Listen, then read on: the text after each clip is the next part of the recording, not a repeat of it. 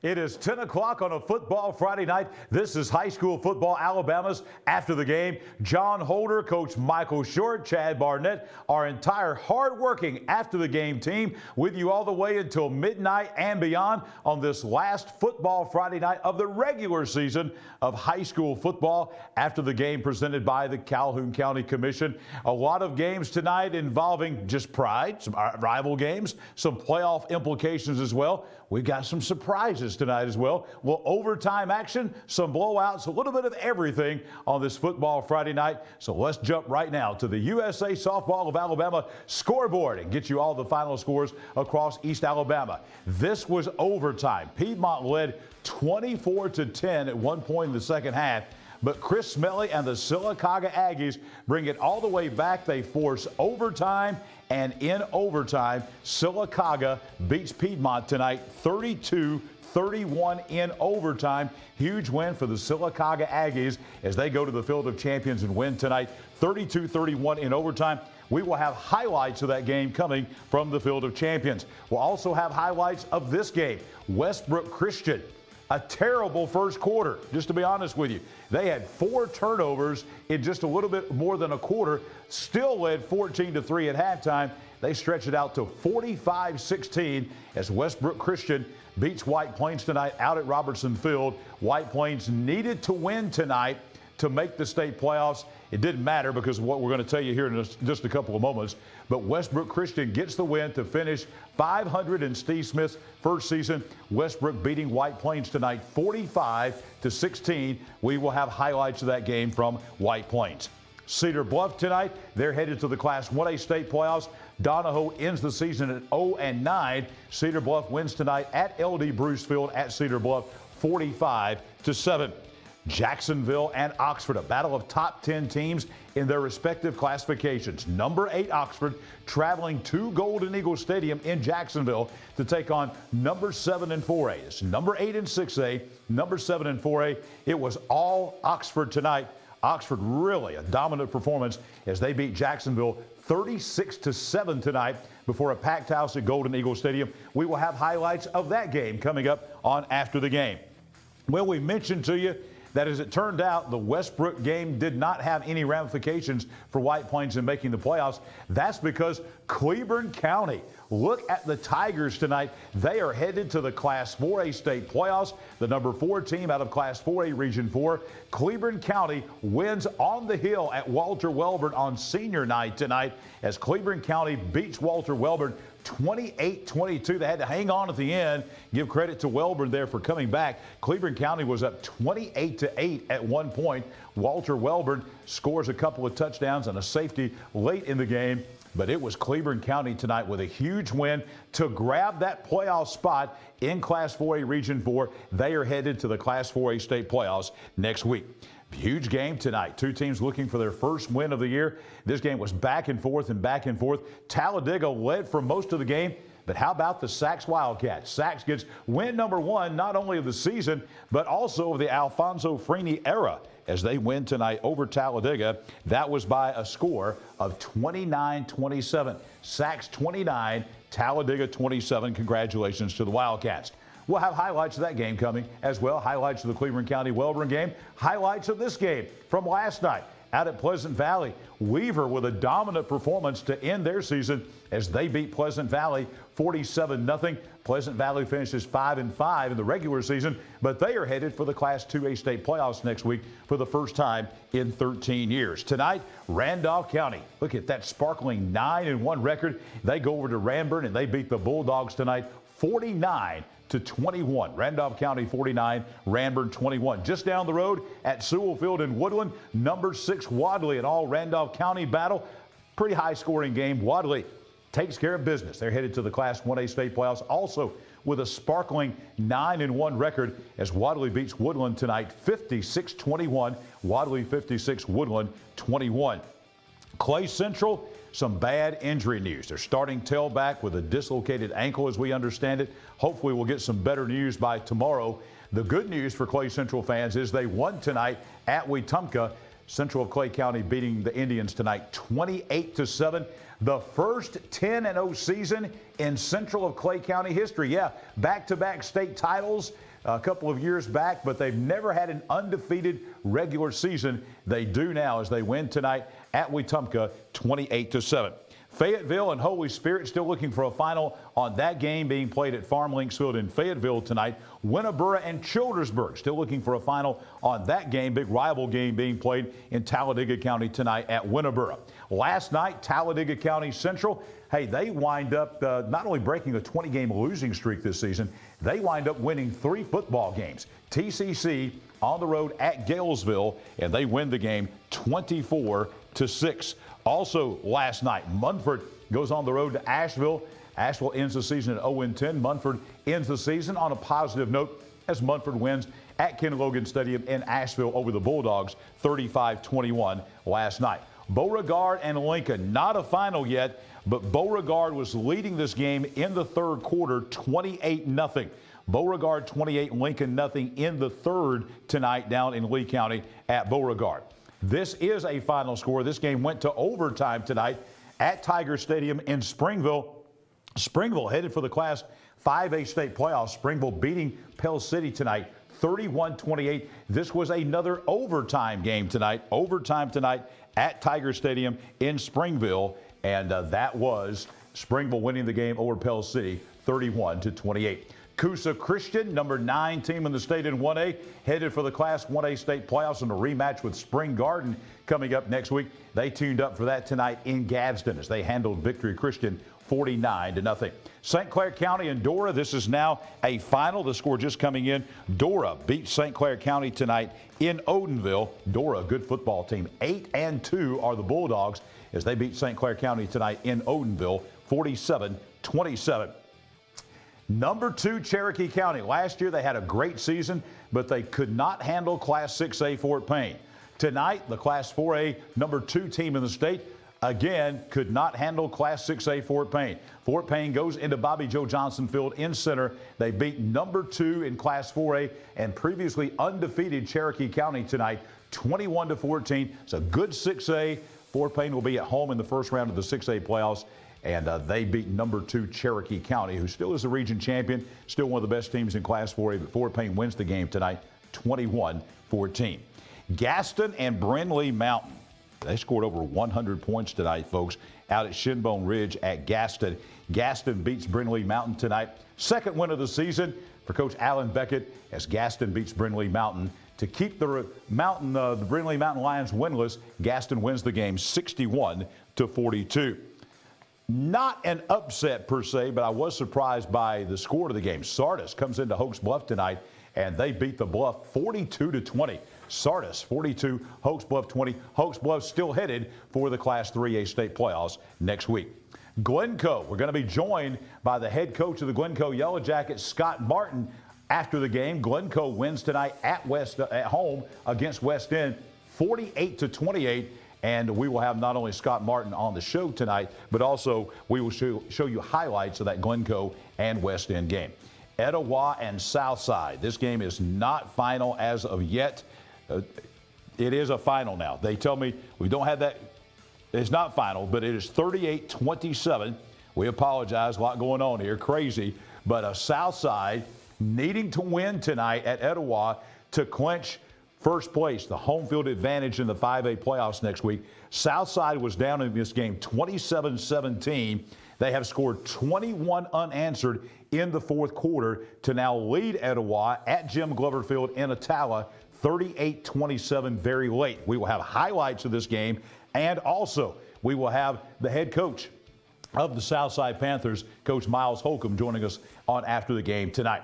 Also, 3 games around the state that were all played last night. Number 7 Sylvania in 3A loses at home to number 2 Fife. This was a huge game. Fife wins the game at Sylvania last night, 21-10. Also last night in Class 6A action, it was number 8 Baker of Mobile. They came into Mountain Brook, made the long trip from Mobile to Birmingham. They beat the Spartans last night, 37-28. And also last night, a 7A, 6A showdown. The number 6 team in 7A, Vestavia Hills, at home at Thompson Reynolds Stadium in Vestavia, having no problem with number 9, Helena. Helena came into this game at 8-1, but Vestavia Hills wins the game 44-0. Back on high school football, Alabama's after the game on this Football Friday night. Let's tell you about the fine folks at Regional Medical Center. They bring you the RMC Media Center. That's where we are tonight, the RMC Media Center here at Parker Memorial Baptist Church on Quintard Avenue in Anniston. RMC, if you're looking for primary care, they've got the right care. They've got it right here in East Alabama, in Anniston, in Oxford, in Jacksonville, and in Roanoke. Learn more at rmccares.org/family medicine. RMC bringing you our RMC Media Center, our home here on Friday nights at Parker Memorial Baptist Church here in Midtown Anniston. We come back, we've got a lot of highlights for you tonight. All the scores. We'll talk playoffs, the final region standings, team of the week, player of the week, muscle team, concession stand of the week. We've got coaches, we've got cheerleaders coming. All of that coming up on High School Football Alabama's After the Game, presented by the Calhoun County Commission. The Calhoun County Commission, made up of Terry Howell, Danny Shears, Fred Wilson, Carolyn Henderson, and Lee Patterson, ask you to take a look at what Calhoun County has to offer. Beautiful parks, neighborhoods, recreational facilities, historic sites, and museums. Our citizens enjoy a high quality of life and strongly support the arts. If you are considering expanding or starting a new business, take a look at what Calhoun County has to offer. You'll be glad you did. What does it mean to be a community bank? At Noble Bank and Trust, it means you're more than an account number, you're a valued member of our community. Whether it's checking, savings, a loan, mortgage, or line of credit, Noble Bank and Trust meets all your banking needs with exceptional technology customized just for you while making you feel right at home. Make the switch to Noble Bank and Trust, and we will make sure you're taken care of from beginning to end. Noble Bank and Trust, member FDIC, equal housing lender. After 15 years of supplying top quality, name brand sports equipment and team apparel to hundreds of Alabama schools, coaches, and athletes, and continuing to provide custom uniforms, embroidery, and screen printing, Team Sports is adding a new player. Coming soon, McClellan Sports and Outdoors. Whether you're an athlete in search of football helmets, bats, or even cleats, or an outdoor enthusiast in search of apparel from top brands, McClellan Sports and Outdoors has you covered. Visit McClellansports.com for more information. My dad taught me to fish right here years ago. But when an old sports injury started slowing him down, I knew we'd need to search for the latest procedures in knee and hip replacement, with physical therapy tailored to his needs, a dedicated team of doctors and nurses, and he'd want a fast recovery time. So where'd he find all that? Right here at RMC.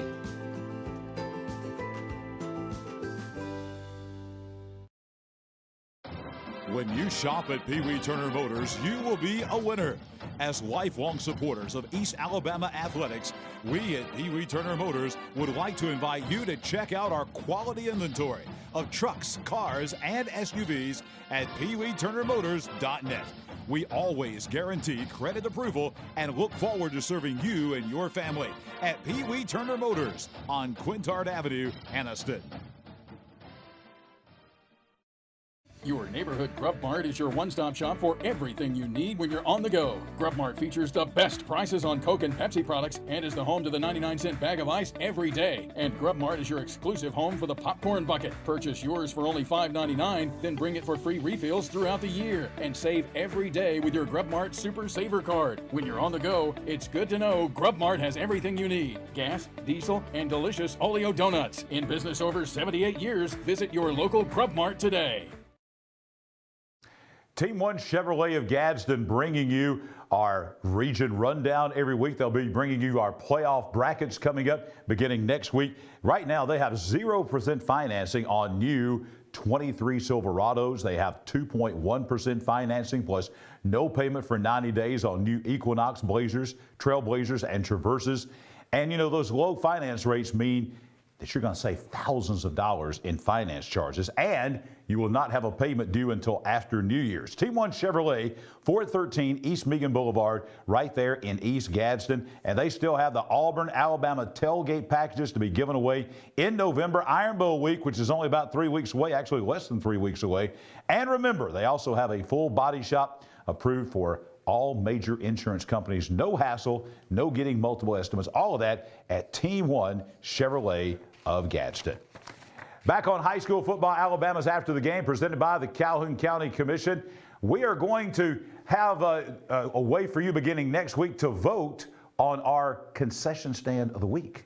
We got that coming up, folks, but we have one more concession stand that we need to show you, and that is our last concession stand presented by Johnson's Giant Food. We've been visiting all the concession stands across East Alabama, and we've been bringing you the great items there. What we're going to do is you, the fans, are going to pick our concession stand of the year, and that basically that's going to have we're going to give you a plaque to put up in the concession stand. So this is the last one, though, and we said this last week. We want to say this again this week. There's a bunch of concession stands around East Alabama. So there's not possible for us to hit all of those in one season. So if we did not hit your concession stand this year, we'll get it next year or maybe the year after that. But right now we've got our Johnson's Giant Food concession stand of the week, and that's the Pleasant Valley concession stand. If we're going to have that, I think, coming up. All right, now, it is there the it is. first Friday night of the year that we've had cold weather, and tonight our Johnson's Giant Food concession stand of the week.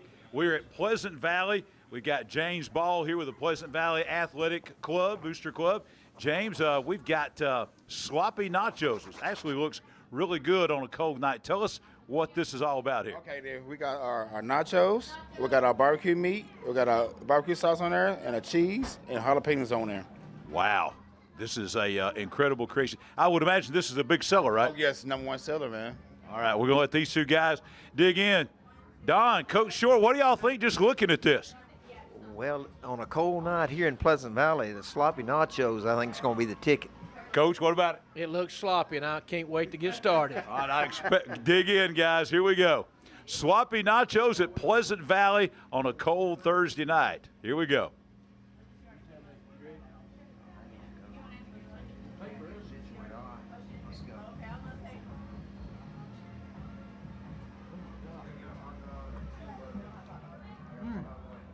It is good. Excellent. I thought that was chili. That's barbecue sauce. That's good. Wow. All right, so Pleasant Valley, our concession stand of the week, they will get a $100 gift certificate from Johnson's Giant Food to go through for their concession stand supplies, and they are now in the running for our concession stand of the year. James, thank you so much for all the hard work from your guys. Thank you, man. All right, Pleasant Valley on a cold Thursday night. How about all these ladies here? Give us a big go Raiders.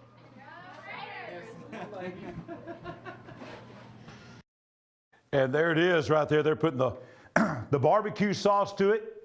All kind of ingredients there. I did have a chance to taste a little bit of that last night, and that was some fantastic stuff. That is the sloppy nachos. If you ever go out to Pleasant Valley to a game and their season's over this year, they may have a home playoff game if they can beat Pisgah next week. But the bottom line is, if you're going out to Pleasant Valley, look at the cheese they're putting on there. The smokiness and the barbecue and the sauce and the nachos. That's the sloppy nachos at Pleasant Valley.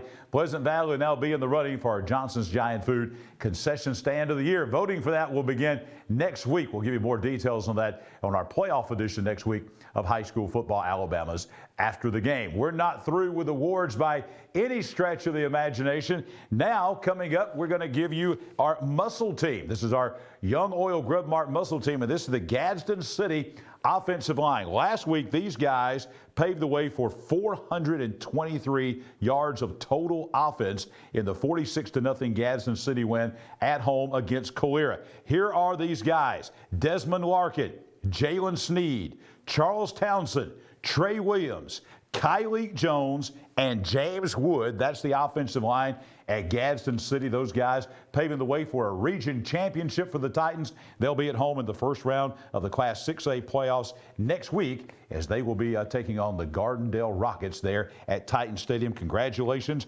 to our muscle team from Young Oil Grub Mart. All 6 of those guys going to get one of our Young Oil Grub Mart muscle team t-shirts. Not many of those have to be one of the top offensive or defensive lines in East Alabama during the year to get one of those.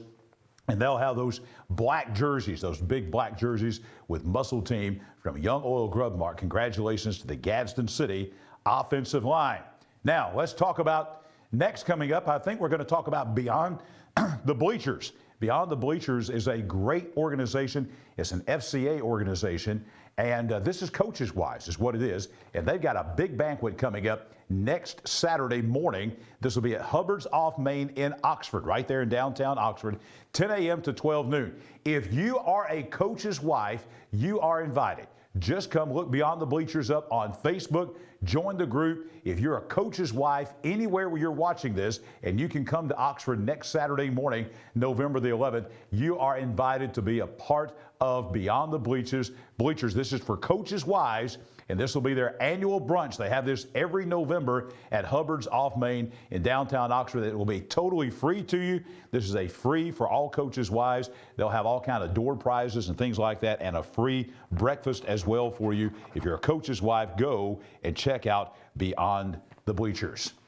Time now for our first Red Threads Extra Point of the night. Yeah, we've got 4 of those coming throughout the night. And here's our first one of the night, our first Red Threads Extra Point. 11 schools in East Alabama had open dates for this last week of the regular season of high school football. Alabama School for the Deaf, Spring Garden, Ragland, B.B. Comer, Sandrock, Ohatchee, Anniston, Hanley, Moody, Alexandria, and Gadsden City all had the week off as the state football playoffs and basketball season are just around the corner. We come back, more of high school football Alabama's After the Game, presented by the Calhoun County Commission.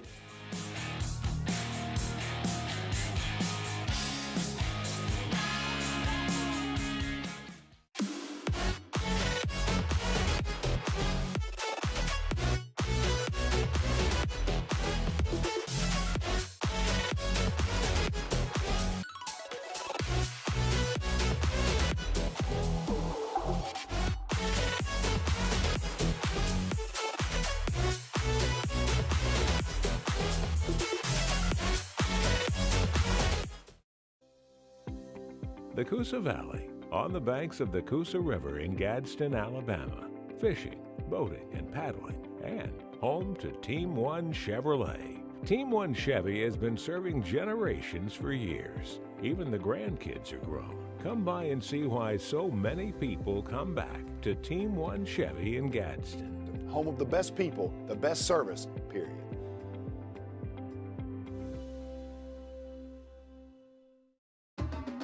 At Farmers and Merchants Bank, we're showing off our school spirit with our newly designed vertical Spirit debit cards. Now these are customized with your favorite school's logo, and half of every Spirit card purchased goes toward your school. So show off your colors and support your local school with the F&M Spirit debit card. You can learn more at fnm.bank. Member FDIC.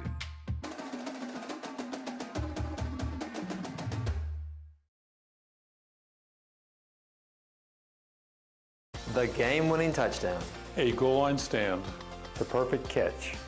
The perfect stop. These are the moments that move you, but when a sports injury puts you on the sidelines, it's our job to get you moving again. Anniston Orthopedic Associates is the longest-standing orthopedic practice in East Alabama, providing exceptional care to thousands of athletes. Shaping the next generation of legends. Dedicated to what moves you. Anniston Orthopedic Associates, 8 a.m. Saturday Sports Injury Clinic. Every football season Saturday, 701 Layton Avenue, 3rd floor, Tyler Center. We're excited to announce that starting this April, we'll be entering into the cabinet business. With that in mind, we're going to change our name to Ted's Floors and Beyond. The Beyond encompasses everything that we do in addition to all of your flooring needs. We've partnered with Wellberg Cabinet Company, who makes the highest quality cabinets in the industry. So when you're ready for a complete kitchen or bathroom remodel, shop Ted's. We live in a world that moves quickly, and while we are able to connect faster than ever through technology, maybe you've noticed that real connection is hard to come by.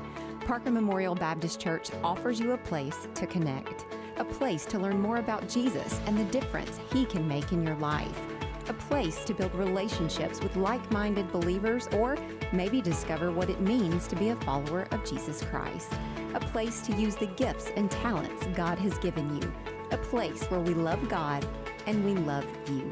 Parker Memorial Baptist Church, 1205 Quintard Avenue, Anniston. Visit our website for details. Back on After the Game, presented by the Calhoun County Commission on this football Friday night.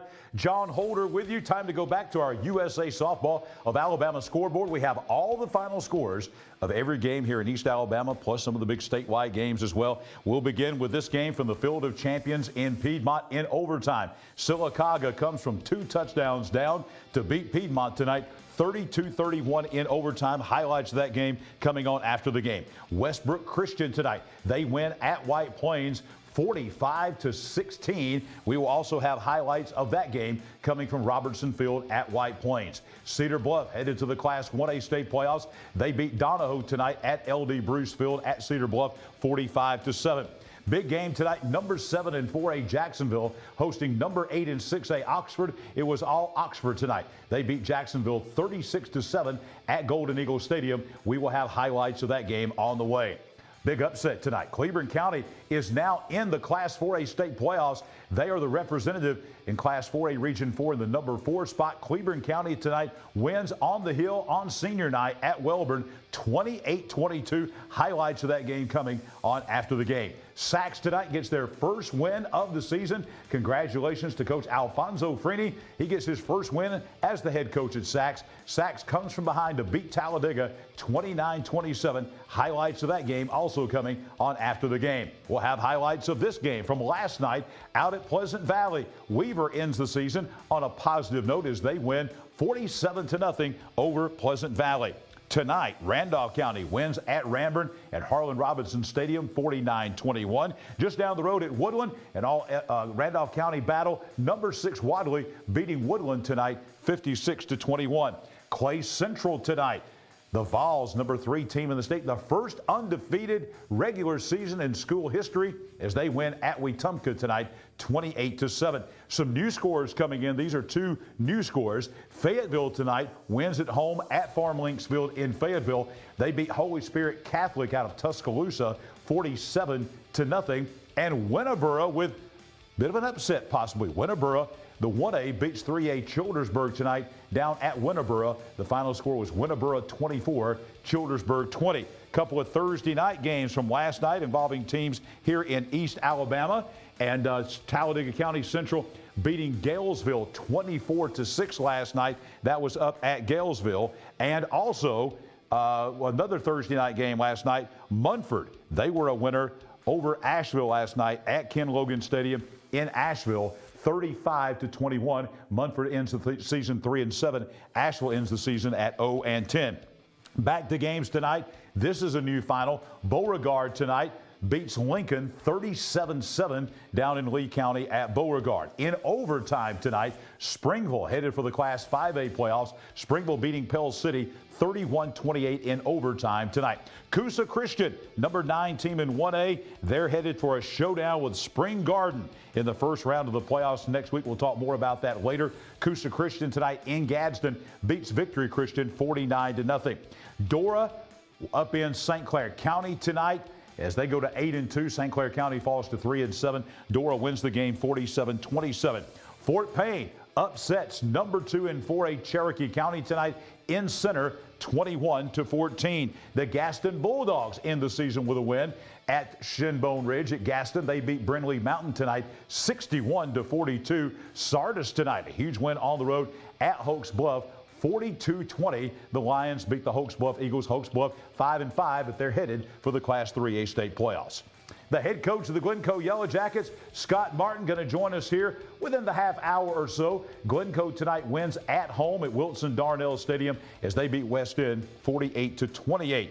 Southside and Etowah, this is now a final. Huge win for Southside, number 8 team in the state in 5A. They're the region champions out of Class 5A Region 6. They were down 27-17, scored the last 28 points of the game to beat their bitter arch rival Etowah tonight at Jim Glover Field in Attala, 45-27. We will have highlights of the Glencoe game. We will also have highlights of the Southside Etowah game.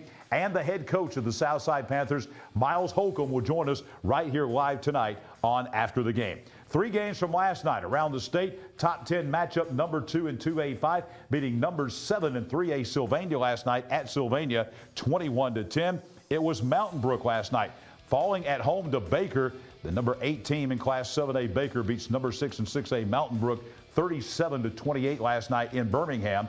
And also last night, number 6 and 7A Vestavia Hills, they beat number 9 and 6A Helena by a score of 44-0.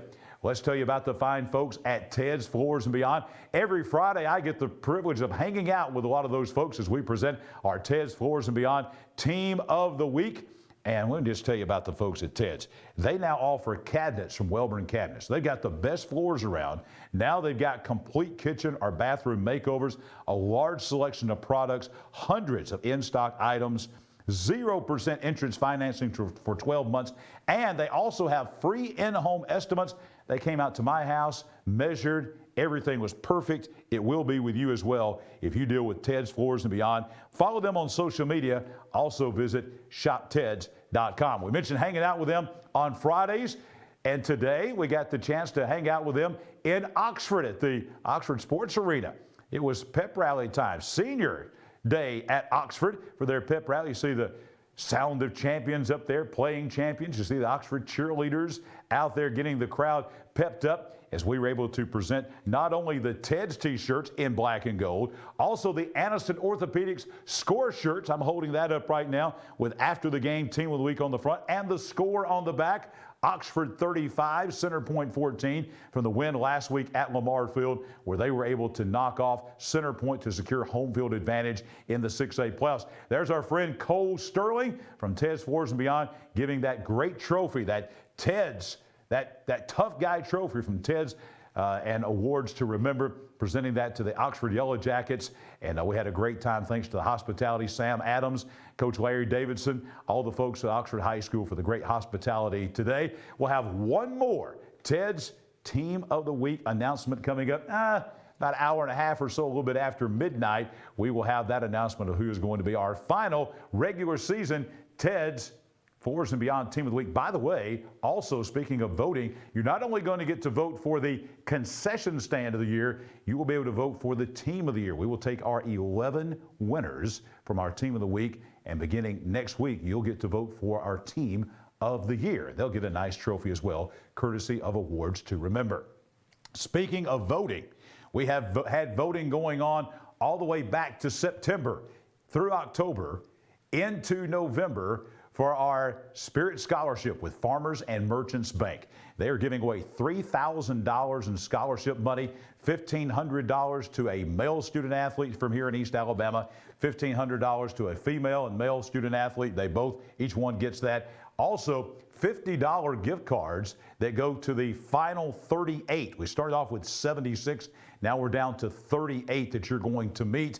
And the online voting for the final 38 will begin at midnight tonight in about an hour and a half, and that will last all the way through 12 noon, not next Friday, but 12 noon next Monday, November the 13th. So you've got 10 days to vote, and it will totally be decided by you, the voters out there, at our Facebook page, High School Football Alabama. You just like the picture of the student that you want to vote for, and then in a couple of weeks, we're going to bring the winning student athletes right here on the set, live on the show, to present those $3,000 in total checks to our winners. So this is where we are. We're down from 76 to 38, and here are the final 38. We're going to introduce you to these folks not only tonight, but next week as well. We're going to begin with Alexandria. Jill Cockrell, softball player with a 4.0 GPA. Also from Alexandria, the male nominee is Drake Davis, a basketball player with a 4.03 GPA. From Anniston High School, Layla Tyus, cheer and basketball with a 2.9 GPA. Also from Anniston, Isaiah Allen, basketball player with a 3.5 GPA. We're going in alphabetical order now. Let's go to Cedar Bluff. Zanaya Kyle, a basketball and softball player with a 91.63 GPA. Also from Cedar Bluff, Israel Morrison, basketball, cross country, and track and field with a 91.64 GPA. Next up, Cherokee County High School, Mary Haynes Johnson, indoor and outdoor track with a 97 GPA. Also representing the Center Warriors, Jackson Altman, a baseball player with a perfect 100 GPA. Donahoe, Aaron Turley, soccer and indoor track star with a 3.8 GPA. Also from Donahoe, Ryan Crawford, a basketball, track, and tennis athlete with a 4.0 GPA. From Faith Christian School in Anniston, Evie Garrett, cross country, track, and softball with a 4.2 GPA. Also Joshua Muse, great tennis player, cross country, indoor and outdoor track athlete with a, look at that, a 4.43 GPA for Joshua Muse. Also now, we're going to take you north to Cherokee County to Galesville. Gabrielle West, a volleyball and cheerleader with a 3.87 GPA, and Braden Sharp, football, basketball, and baseball player with a 3.7 GPA. Jacksonville Christian Academy, Aubrey Haynes, a cheerleader with a 4.0 GPA. Also representing Jacksonville Christian, Dion Dupree, a football and baseball player with a 2.8 GPA. From Jacksonville High School, J.C. Champion, a volleyball player with a 3.94 GPA. Also Matthew Parker, a baseball player with a 3.46 GPA. Now we go to Ohatchee.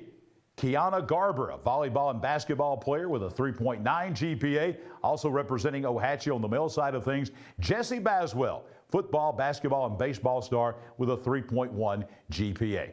Next school, the Oxford Yellow Jackets, Ashlyn Burns, a volleyball, softball, and flag football athlete with a 3.9 GPA. Also from Oxford, Caleb Sanders, a basketball player with a 3.7 GPA. We next go to the Piedmont Bulldogs, J.C. Glover, a volleyball, basketball, and softball player with a 4.667 GPA, getting very precise with that. And Jacob McElroy, a football and baseball player with a 3.438 GPA. The Pleasant Valley Raiders, represented by Samantha Preston, a cross-country, track, and cheer athlete with a 4.04 GPA. Also representing Pleasant Valley, Holt Bentley, a football and baseball player with a 3.66 GPA.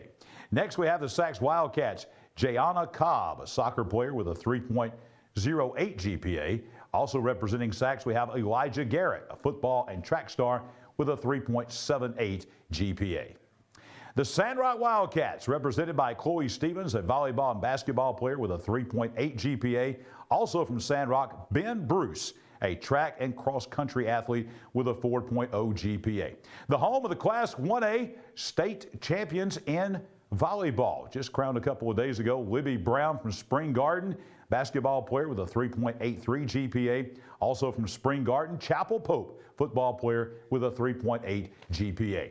The Weaver Bearcats, represented by Jocelyn Masaniai, a volleyball and basketball athlete with a 3.96 GPA. Also from Weaver, Chris Thornton, football, wrestling, track and field, a 3.14 GPA. Walter Welborn, Gracie Lewis, softball and volleyball with a 4.0 GPA. Also representing Walter Welborn, Noah Screws, football and wrestling, a 3.61 GPA from Walter Welborn High School.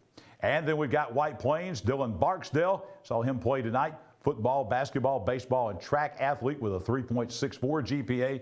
Also representing the White Plains Wildcats, we have Hallie Smith, a volleyball and softball player with a 3.97 GPA representing White Plains. So those are the final 38. Coming up at 12 midnight tonight, you can begin voting on our Facebook page at High School Football Alabama. And we told you about Farmers and Merchants Bank. This is not anything new for them. They have given out over $24,000 in scholarships to local high school students in the past 6 years. And they're doing it again. All the schools represented, 19 high schools, every high school in Calhoun and Cherokee County being represented. They now have 5 locations here in East Alabama: Piedmont, Jacksonville, Anniston, Oxford, and they're now in Center, Alabama. Thanks to Farmers and Merchants Bank, bringing you the Spirit Scholarship again in 2023. We got a lot of things ahead for you, including some cheerleaders. Which cheerleaders are visiting us tonight? We'll find out next on After the Game. The game-winning touchdown. A goal line stand. The perfect catch. The perfect stop. These are the moments that move you, but when a sports injury puts you on the sidelines, it's our job to get you moving again. Aniston Orthopedic Associates is the longest-standing orthopedic practice in East Alabama, providing exceptional care to thousands of athletes. Shaping the next generation of legends. Dedicated to what moves you. Aniston Orthopedic Associates, 8 a.m. Saturday Sports Injury Clinic. Every football season Saturday, 701 Layton Avenue, 3rd floor, Tyler Center. There's a lot to think about when you're having a baby. Colors of the nursery, names, and most importantly, where to deliver. We want a hospital that gives families a more personalized birthing experience. With a compassionate team of doctors and nurses, and a hospital where my baby and I can instantly bond with all the comforts of home. So where do we find all that? Right here at RMC, the first designated baby-friendly hospital in Alabama. When you shop at Pee Wee Turner Motors, you will be a winner. As lifelong supporters of East Alabama athletics, we at Pee Wee Turner Motors would like to invite you to check out our quality inventory of trucks, cars, and SUVs at PeeWeeTurnerMotors.net. We always guarantee credit approval and look forward to serving you and your family at Pee Wee Turner Motors on Quintard Avenue, Aniston. We're excited to announce that starting this April, we'll be entering into the cabinet business. With that in mind, we're going to change our name to Ted's Floors and Beyond. The Beyond encompasses everything that we do in addition to all of your flooring needs. We've partnered with Welberg Cabinet Company, who makes the highest quality cabinets in the industry. So when you're ready for a complete kitchen or bathroom remodel, shop Ted's. What does it mean to be a community bank? At Noble Bank and Trust, it means you're more than an account number, you're a valued member of our community. Whether it's checking, savings, a loan, mortgage, or line of credit, Noble Bank and Trust meets all your banking needs with exceptional technology customized just for you while making you feel right at home. Make the switch to Noble Bank and Trust, and we will make sure you're taken care of from beginning to end. Noble Bank and Trust, member FDIC, equal housing lender. The Calhoun County Commission, made up of Terry Howell, Danny Shears, Fred Wilson, Carolyn Henderson, and Lee Patterson, ask you to take a look at what Calhoun County has to offer. Beautiful parks, neighborhoods, recreational facilities, historic sites, and museums. Our citizens enjoy a high quality of life and strongly support the arts. If you are considering expanding or starting a new business, take a look at what Calhoun County has to offer. You'll be glad you did.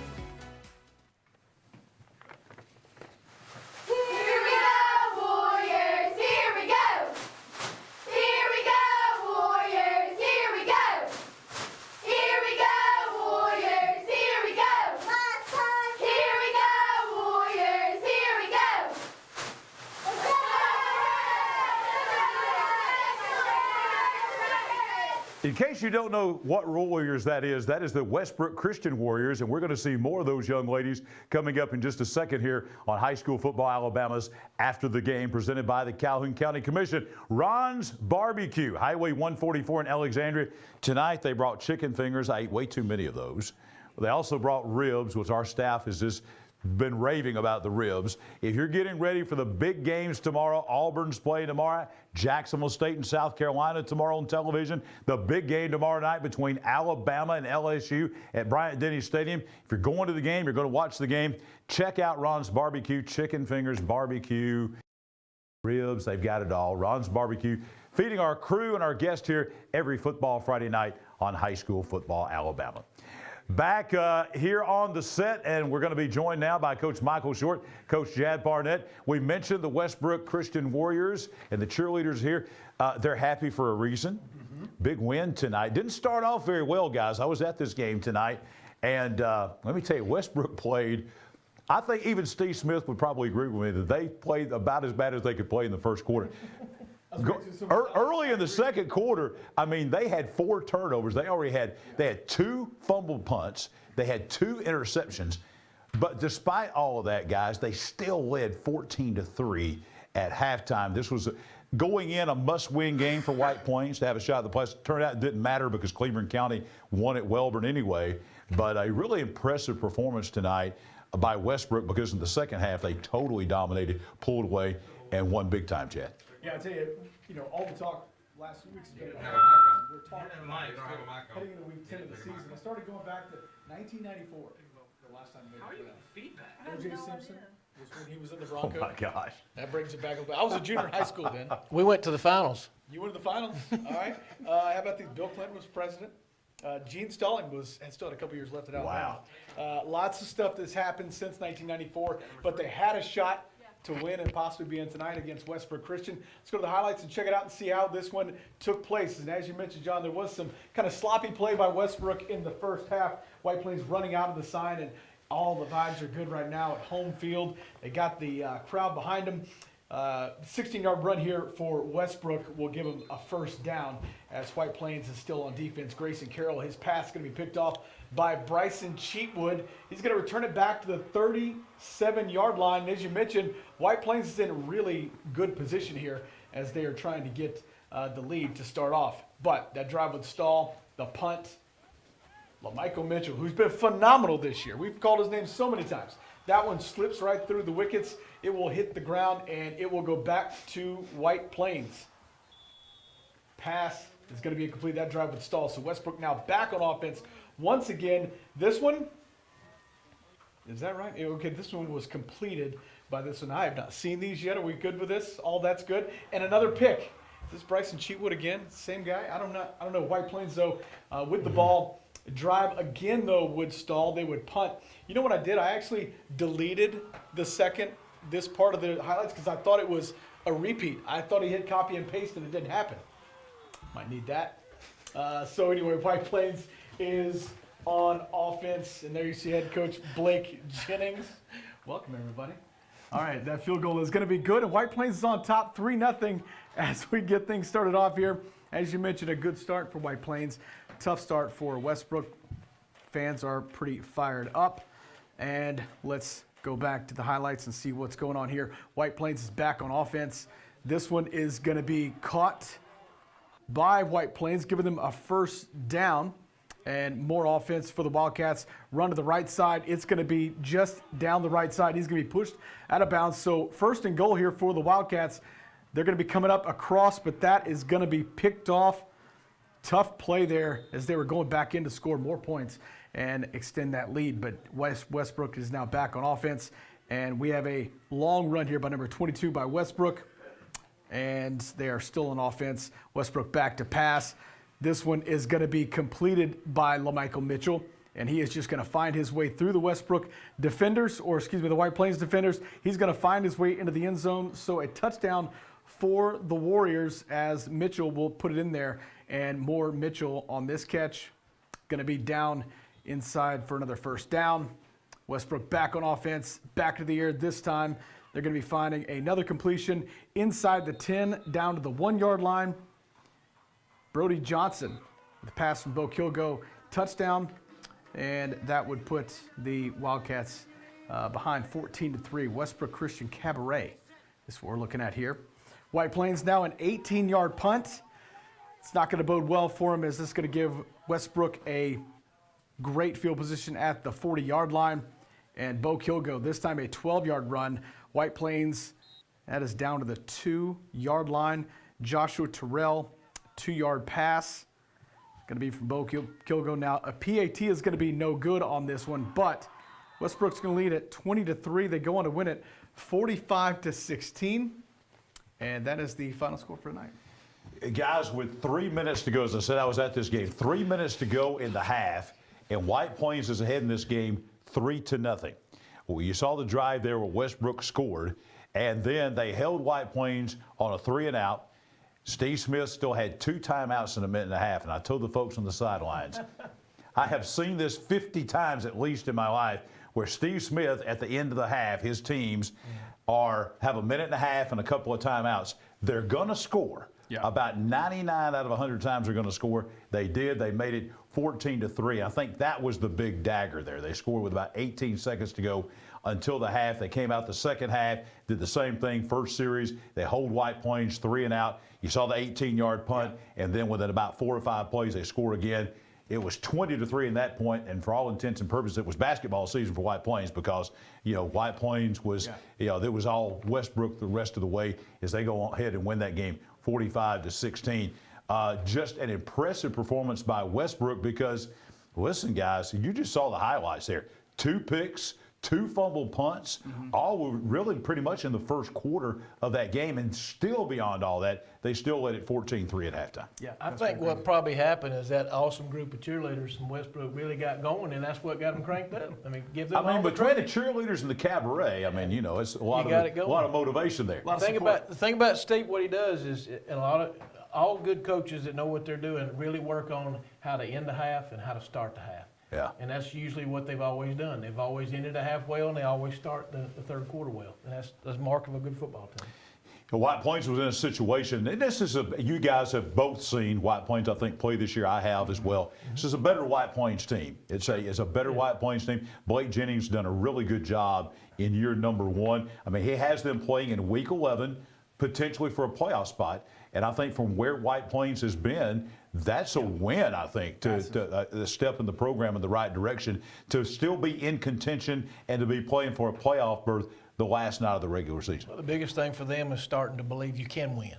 That's the first start of building a program is you got to believe that you can win. Not just, maybe. It's you got to believe you can win. Whether you win or not, you've got to believe that you can and go out there and give yourself the effort. And, he's learned well when he was at Ohatchee from some good guys that taught him how to do that. Had a good little protege now. Really where that belief started. So, and Heflin is now in the playoffs as of tonight. So they can hang their head on. They beat a playoff team this year. They didn't just beat, some, also rans. They beat a playoff team this year. They made some good strides. They got something to build on the offseason for sure. And on the Westbrook side of things too, Steve Smith, his first year, 5-5 coming in. We said all year long, going all the way back into the summertime, we talked about this, that in that 3A Region 6, there would be 1, maybe 2 football teams in that region that were really good football teams that are going to be left out. Westbrook wound up being one of those, what I think is a really good football. I think every team in that region, we're going to talk with Scott Martin from Glencoe. I think at Glencoe, there's a lot of regions in this state where Glencoe's a playoff team. And Westbrook, same deal. They did not make the playoffs in that region with your Sylvanias and Geraldines and Piedmonts and Hoax Bluffs. But I think you can kind of see what's happening at Westbrook. You can kind of see the seeds for the future being planted there, no doubt about it. They got to see him in the summer. They got to do their summer workouts. Now they're fixing to find out what it's like for a true off season starting maybe next week. But really, when the Christmas is over, they'll start back going every day. They're fixing to find out what it's like in the weight room. That's everybody, every sport. Big win for Westbrook Christian tonight, 45-16 on the road at White Plains. We promised you more of those Westbrook cheerleaders, that great motivation that Coach Short was talking about. So as we go to break one more time, here's our Westbrook Christian cheerleaders from Rainbow City.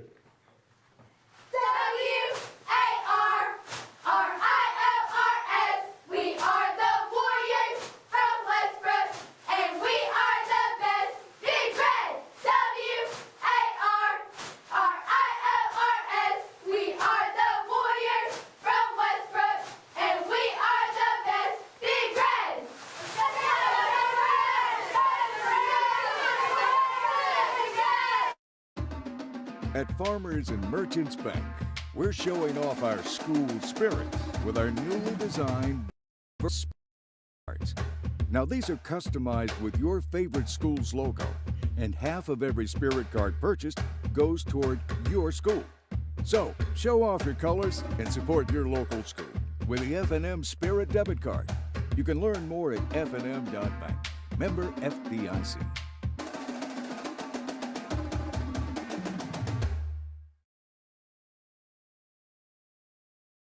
We live in a world that moves quickly, and while we are able to connect faster than ever through technology, maybe you've noticed that real connection is hard to come by. Parker Memorial Baptist Church offers you a place to connect, a place to learn more about Jesus and the difference He can make in your life, a place to build relationships with like-minded believers, or maybe discover what it means to be a follower of Jesus Christ. A place to use the gifts and talents God has given you. A place where we love God and we love you. Parker Memorial Baptist Church, 1205 Quintard Avenue, Anniston. Visit our website for details. Your neighborhood Grub Mart is your one-stop shop for everything you need when you're on the go. Grub Mart features the best prices on Coke and Pepsi products and is the home to the 99-cent bag of ice every day. And Grub Mart is your exclusive home for the popcorn bucket. Purchase yours for only $5.99, then bring it for free refills throughout the year. And save every day with your Grub Mart Super Saver card. When you're on the go, it's good to know Grub Mart has everything you need. Gas, diesel, and delicious Oleo donuts. In business over 78 years, visit your local Grub Mart today. After 15 years of supplying top quality, name brand sports equipment and team apparel to hundreds of Alabama schools, coaches, and athletes, and continuing to provide custom uniforms, embroidery, and screen printing, Team Sports is adding a new player.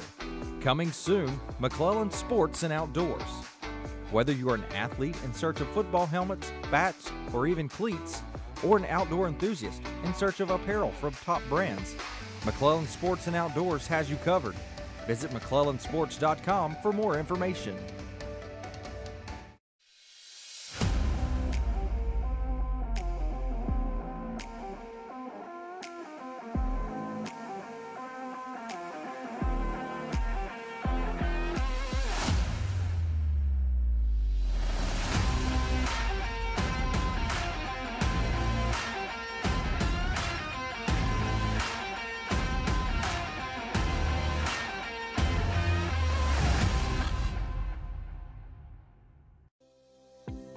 The Coosa Valley, on the banks of the Coosa River in Gadsden, Alabama. Fishing, boating, and paddling, and home to Team One Chevrolet. Team One Chevy has been serving generations for years. Even the grandkids are grown. Come by and see why so many people come back to Team One Chevy in Gadsden. Home of the best people, the best service, period.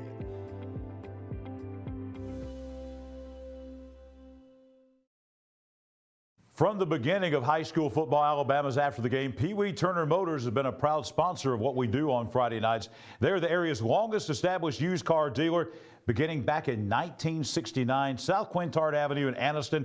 54 years of bringing you thousands of satisfied customers, and they are still going strong, selling quality late model vehicles. Not only that, their rental division will help you rent a car, a Penske moving truck, or even Cruise America RVs. You can call them 237-4649. Visit them online at peeweeturnermotors.net. Visit them tomorrow. Going to be a beautiful fall day in the 70s. Check out their inventory at 512 South Quintard Avenue in Anniston. Back on high school football, Alabama's After the Game, presented by the Calhoun County Commission.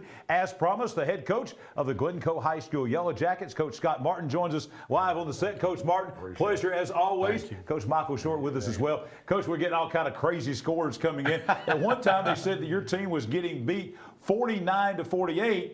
They had the 48 part right, but West End did not have 49. They had 28. Not tonight. Not tonight. So not tonight. Your team wins tonight over West End, 48-28 out at Wilson Darnell Field. Big win over a 2A playoff team and a county rival in the Patriots. It is. I mean, anytime you play anybody in the county, it's a big rival.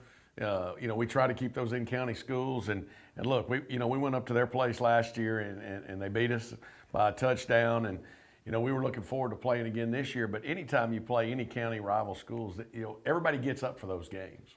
And Coach, what's it do as you head into the offseason and things like that? What's it do when you go in with a win like that, and a win against a rival, as you said, and also a win against a team that's going to the state playoffs? What's that do for the team going into December and January and the spring? Well, it helps a lot. I mean, this year's been a struggle at times this year. I was telling somebody today, we finished the year with 6 guys out that accounted for 10 starting positions. So out of 22 starters that started the year, we had 10 brand new guys come in through the season. And anytime you got to replace 10 people or 10 positions, that doesn't always bode well for you. So I was extremely proud of our guys. A couple of weeks ago, we had a really good half and had Ohatchee down a few touchdowns, and then we weren't able to hold on. And of course, we played a great Geraldine team last week. and didn't win that football game. But to be able to bounce back this week with a lot of young guys playing on the roster tonight, and I was excited that they were able to get the win because we jumped out to a lead. They came back, tied the game 28-all, and then we were able to pull away. So I was extremely proud for our guys, and I think it bodes well for us. We only have 9 seniors. We only finished the season with 7 of them actually playing, and so we played a lot of young kids, and so we got a lot of guys coming back. Coach, we've talked about this before, and everybody knows about the region and how deep it is. But give us an idea for the people that are out here watching tonight.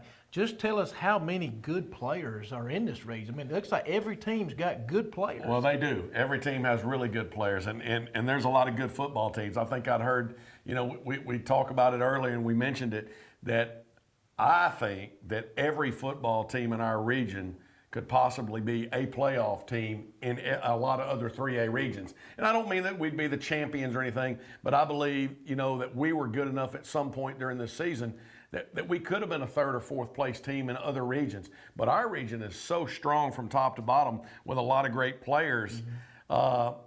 Every game is a slugfest and a fight. And if you lose a guy here or lose a guy there, all of a sudden, you can go south pretty quickly in the rankings. I'll tell you something else I noticed too, and you can tell me this, because I saw several of the teams that's in your region play.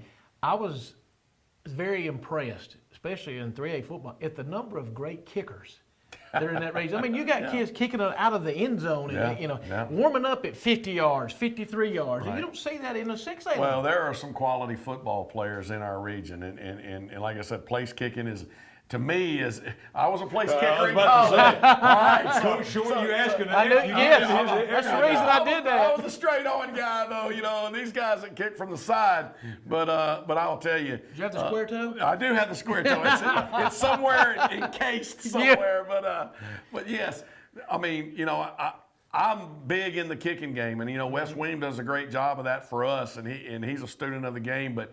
We take a lot of time in our kicking game, but I will tell you this: when you have great kickers like we've got in our league, sometimes that's all for naught because you're not returning a whole bunch of them. But it has been just top to bottom, not only the kickers but just the players that are in our region are so impressive. And I've been in this region for a long time, obviously at another school, but to me the region is really strong. When you lose the teams that you lost 2 years ago in reclassification, we lost Welborn, we lost Sachs, we lost Weaver, and we lost PV. And at the time, 2 of those were playoff teams and 2 of them weren't. But the 4 teams that came into the region, 3 of them came off the mountain. When you have Sylvania, you have Geraldine, those guys come in. I'm drawing a blank on Plainview, and then you had Westbrook come in, and all 4 of those teams came into the region, and they were all playoff teams in their respective classes. At the time, Westbrook was 2A, but everybody else was 3A, and everybody made the playoffs.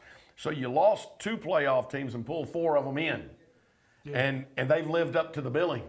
I mean, I'm telling you what, it is just. I'm not so sure that this region isn't as strong as it's ever been. And not only great players, because there's some quality coaches in that league. Oh, great coaches. I'm telling you, every one of them can coach. You earn your money every week. And you look at Coach Van and Coach Davis up there at Sylvania and Geraldine, and obviously they've had a great run and a great season. And then, Coach Pruitt, and the family coaching over at Plainview, and they're going to continue to get nothing but better. This is only his 2nd year back at the helm. Yeah. And then, obviously, Coach Smith moving over to Westbrook, and then you start looking at those guys that are already there, and you're just like, Coach Miller, he's a fine football coach, over at Piedmont, and he's going to do great things there. It's just like it's Hall of Fame coaches and really good football teams. So it's something. Coach, we're looking at highlights of the game here tonight. Tell us about the game. Obviously, you had to be well pleased with your offense. Their special teams. Yeah. Let's not talk about that one. That was another coach. That was that snap. You scored 48 tonight. So we did. Pleased with I was pleased with our offense. We've struggled a little bit defensively, but we've been a lot younger on defense than we are offense. There's a kicking game right there. We've been a lot. We've been a lot younger on defense than we are on offense, and we're playing a lot of young guys, and we know that. and we understand the pitfalls of that. But I was real proud of the way our guys played. We had some seniors step forward tonight, but we also had a lot of young guys that got a lot of playing experience. And, you know, it's good to see Aaron Mann running the football. I think he broke 1,000 yards tonight, which gives us a 1,000-yard passer and a 1,000-yard rusher. So, you know, I know people say, well, it's off a 3-7 football team, but let's go back and remember who I told you is in our region. Yes. So I thought, you know, we had a lot of guys that did a great job. Coach, and you've been in this a long time at a lot of different levels, but you've probably been in situations before where you've been in an area or a region where you had 2 or 3 games that, you know, realistically you knew you could probably show up and win, basically play well enough. This is not one of those regions. This region's where, not that what's way. it like to go through a region like that where every week, the grind of the season, just playing 10 weeks of straight football, but the grind of the season of every week, oh my gosh, you know, you're playing this good team, and then the next week this good team, and the next week this good team. And like I said, if you lose 1 or 2 key players, you know that not only was it already going to be a difficult task, but it's an extremely difficult task now. And I can't say enough about our young kids. You know, I brought in 11 guys the other day that were sophomores or freshmen and talked to all of them about, they've all been on the field starting at some point this year. And, you know, and what people don't understand is they don't go to practices.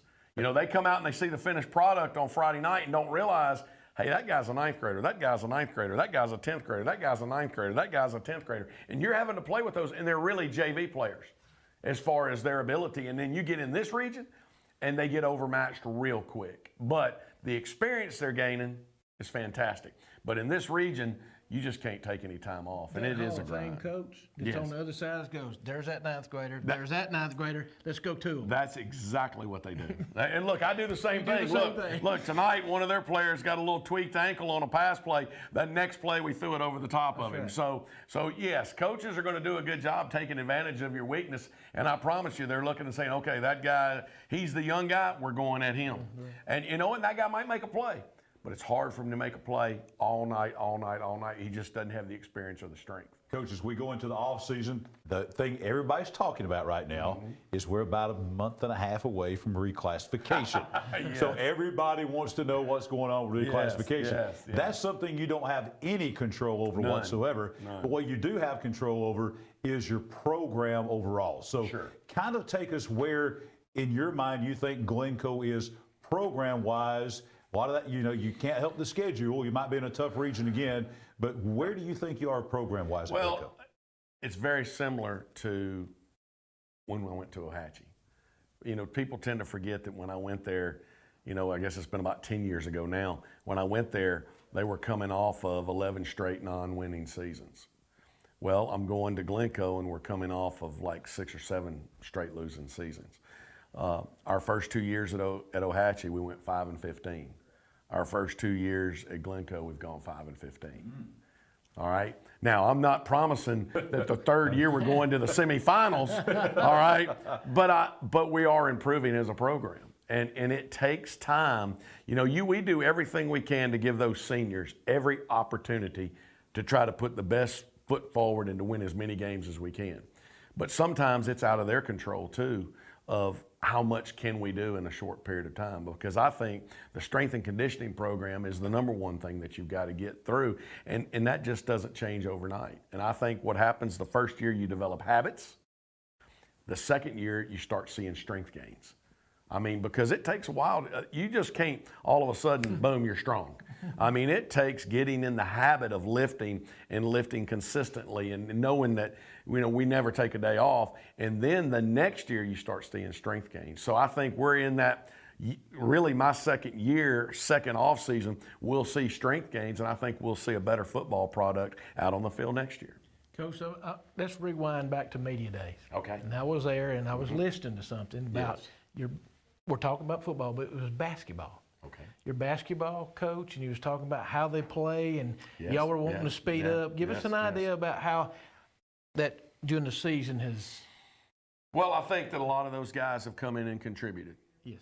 I think that there's no negative other than the fact that the one thing I'll say about basketball players is they're not the most physical lot out there on the football field. Yeah, okay. out there wide. And they're out there wide. And look, we've got a 700, 800 yard receiver out there wide, and we've got another 200 or 300 yard receiver out there wide. And so those guys have come in and helped our football program. They've helped us on the defensive side too in the coverage area.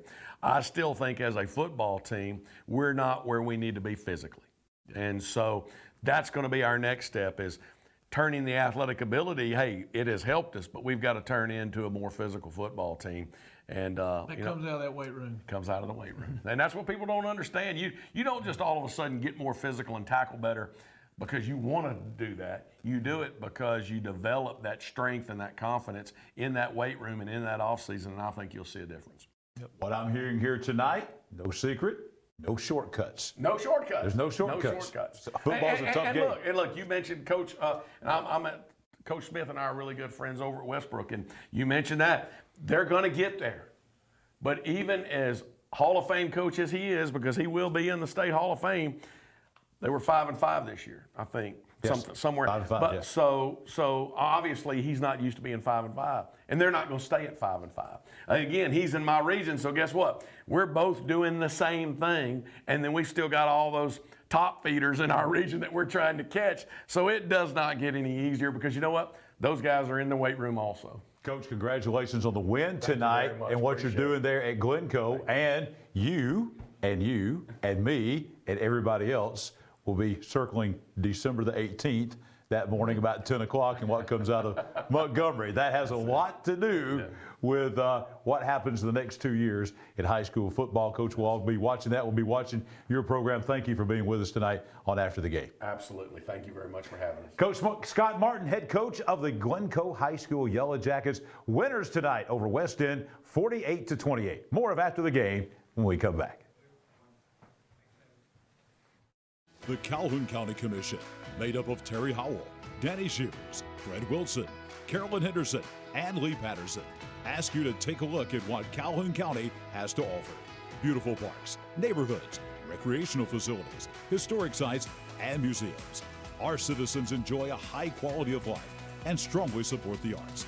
If you are considering expanding or starting a new business, take a look at what Calhoun County has to offer.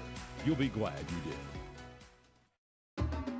At Farmers and Merchants Bank, we're showing off our school spirit with our newly designed Vertical Spirit debit cards. Now, these are customized with your favorite school's logo, and half of every Spirit card purchased goes toward your school. So, show off your colors and support your local school with the F&M Spirit debit card. You can learn more at fnm.bank. Member FDIC.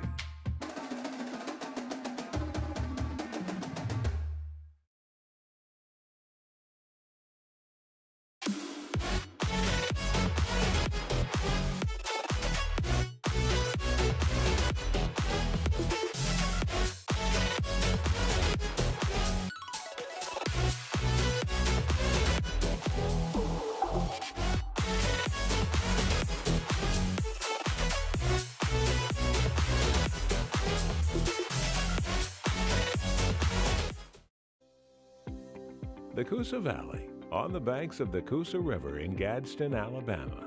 Fishing, boating, and paddling, and home to Team One Chevrolet. Team One Chevy has been serving generations for years. Even the grandkids are grown. Come by and see why so many people come back to Team One Chevy in Gadsden. Home of the best people, the best service, period.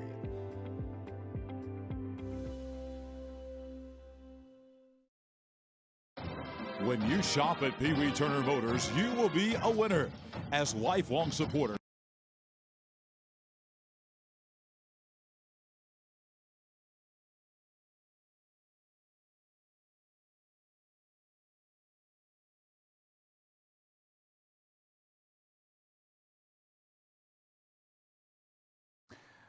Back on high school football, Alabama's After the Game on a Football Friday night presented by the Calhoun County Commission. Let's tell you about the fine folks at Team Sports. Team Sports bringing you our great highlights every Friday night. They service over 100 schools, and they have all the brand names. They have Adidas, Under Armour, Wilson. They have Rawlings, Rydell, The Game. They provide all your sporting good needs, apparels, jerseys, accessories, equipment. They're locally and family owned and operated. They've been in business for 15 years. They're about to open a storefront. This is going to be at McClellan in Anniston at 135 Exchange Avenue. I've been in there already. A beautiful facility. Anything you need sporting goods wise, Teen Sports has you covered. Teen Sports bringing you all of our highlights every football Friday night right here on High School Football Alabama's After the Game, presented by the Calhoun County Commission. John Holder, Coach Michael Short, Chad Barnett back with us. Speaking of Teen Sports highlights, more highlights tonight. One of the big games coming into tonight was one of only 4 games involving ranked teams playing each other in the state of Alabama. In the entire state. One of those is right here in Calhoun County. 2 Calhoun County teams playing each other. Different classifications, really different level of football. I think we saw that in the final score reflected tonight. But we had number 7 in 4A, Jacksonville, no doubt about it, quality 7A football team, taking on a number 8 team in 6A in Oxford, quality 6A football team. I think what we saw tonight at Golden Eagle Stadium, though, is you saw the difference. I've had people say, I don't care about all these A's, these 5A's, the A's make a difference. They matter. And there's a difference between a marked difference. We saw it in the Cherokee County Fort Payne game tonight. Yeah. Good quality 4A, good quality 6A. We saw it tonight in the Jacksonville and Oxford game, a good quality 4A, good quality 6A. We saw the difference in the A's tonight. 6A, they've just got more athletes, a little bit more depth. I think we saw that tonight in Jacksonville. You did, and really for a long time, this game kind of seems kind of like an oddity. Oxford, Jacksonville, sure they don't play a whole lot, but it's actually anything but. Jacksonville, Oxford have played 65 times in their history. At one point between 1958 and 1991, they made 35 consecutive times, including twice in 1962. Of course, Oxford does hold this lead with 43 wins out of that run. So let's go to Golden Eagle Stadium and let's check out the 6A versus the 4A. We get there at halftime, and it's already 27-0. But, this Jacksonville offense has been high-powered all year long, mainly because Jim Ogle and his fine right arm, and that is going to be getting him started off. First drive of the second half, Ogle to Kedrick Fisher for a first down, and then Ogle to Fisher again, another first down, and then, correct me if I'm wrong here, this is going to be a repeat of what I just said. Ogle, this time, he's going to scramble to his right side, hits a beautiful little touch pass to Fisher for the touchdown, and Jacksonville, just like that, 27-7, and they're on the move, possibly. Now they're back on defense. Oxford, Jaden Thomas, he's been a stud this year. Yeah. Good run of the ball for Oxford. He finds his way through traffic with a 30-plus yard run for a first down for Oxford, but the Jacksonville defense would be on third down here. They would get a big stop, and it looks like they're going to possibly force maybe a punt, field goal. Instead, Oxford going to drop back to pass, go for it on 4th and 8, and they're going to call pass interference on that. Let me tell you, coaches did not like it. He had inside control on him, so tough call. Extends the drive 2 plays later, and they're going to find the end zone. Damius Wilson with a touchdown run for the Yellow Jackets, and just like that, they had a glimpse, and then that PI kind of flipped everything, put them into the end zone. Oxford was up 34-7. And now Jacksonville would struggle on offense, give it back to Oxford. But defense, again, would step up and make a play. Have you seen number 7 make a play so far in this? Highlights Fisher with another pick of Mason Mims. That would set Jacksonville up one more time. But again, as you see, this offense was averaging about 50 points a game. Oxford came up to play tonight. Pass interference or not, don't know if it would have made a difference in the final score because Jacksonville's offense struggled against Oxford's defense. Oxford would have the ball at midfield in the 4th quarter. This punt down to the 1-foot line. It looked like it got in the end zone. Checked with the officials. They said no, it did not. So they start on the 1-foot line. That's going to lead to a safety by Oxford. At this point, it's 36-7. Oxford was cruising at that moment, and they would cruise to victory tonight on the road in Golden Eagle Stadium. Not a surprise that they won. I think more people are kind of surprised maybe by the score. 36-7, because last year, what was it, a 6-point game at Oxford? So I thought we all kind of thought this would be a little bit tighter. Just what Jacksonville's night. They couldn't get anything going. Oxford goes on to win big. I think Coach Short will agree with this, though. This was a good thing, I think, for Jacksonville to play a team like Oxford. Oxford's going to be as good as anybody they're going to see in Class 4A. Talk about Jackson, you talk about Hanley, talk about all these teams down south, Cherokee County, people like that, even from the north if they make it that far. They're not going to see anybody, I don't think, in 4A better than Oxford. No, they might see some that's got speed like Oxford does, but Oxford's got, 11 that plays defense, 11 that plays offense, and Jacksonville's not that way. And you knew if it was going to tuck her down or tired, it was going to be in the third, midway through the third and fourth quarter. But yes, it was really Jacksonville got more out of this than Oxford did. What Oxford did was they needed to play an away game. They've been 3 games in a row playing at home. So they needed to go on the road before they have to go, in the playoffs. They may be going on the road, not week 1, but if they win that, they may go on the road. So I think it was, great for Jacksonville to play Oxford. But, the A's do matter. They do. Because Jackson last night played a 7A playoff team and just beat them to death. 45-14 over Davidson of Mobile. A 7A. So that 4A beat that 7A. I just had to throw that in there when we was talking about A's because they're pretty good too. Theoretically, most times they do matter. Yes, it does. But it sometimes does. they don't. But they're going to see a team like that, and that tonight was a great experience for them. And Coach, I was thinking the same thing all night long. I was going, Jacksonville got more out of this probably than Oxford did, but Oxford did get one thing out of this. The legendary Anniston Star sports writer, George Smith. Before Mr. Smith passed away a few years ago, I had great conversations with him, and he told me, he said, John, do you know what high school football in this area is missing? This is going to be strong, what he said. I'm quoting him now. He said, hate. There's no hate. His point was there's no rivalries. And Oxford needs rivals. I think they're going to get one with Pell City. They may get the thing cranked back up with reclassification, maybe with Gadsden City. But Oxford, because of the tremendous growth, they don't play the Anniston. They don't play Welborn. They don't play all the teams they used to play years ago. They need rivals. And Jacksonville gave them some sense of a local rivalry where those Jacksonville kids and the Oxford kids, they know each other. The people, the fans in the stands, they know each other. And I think Oxford needs that. So I hope games like this will continue to be played just from that aspect of the hype of Jacksonville versus Oxford local teams played each other. And I know you mentioned a while ago last year's score. There's a very large difference between Jacksonville last year and this year, not in the skill position, but up front of offensive line. And they've done a phenomenal job of getting their offensive line from no starters, 0, to where they're at now. Sure. And they replaced all those guys. And last year they had 5 seniors up there that could really give them a chance to run the football. I think if you looked at the stats, Jacksonville never could get the running game going tonight, and they became an all-pass. And once you do that, it really, the secondary-wise, is just feast and famine. Yeah. You make a great point, though, with the rivalry for Oxford because, it's been tried since the Anniston-Oxford rivalry kind of went away. Gadsden City really stepped in there for a little bit. And then, the reclassification kind of ruined that because it was building a little bit, but they just haven't found that one, really, that they need. And so it's hard. That's a good point. It's hard for a lot of the smaller schools to want to go play a larger school just because of what you saw tonight. And for Oxford, sometimes it's a no-win situation.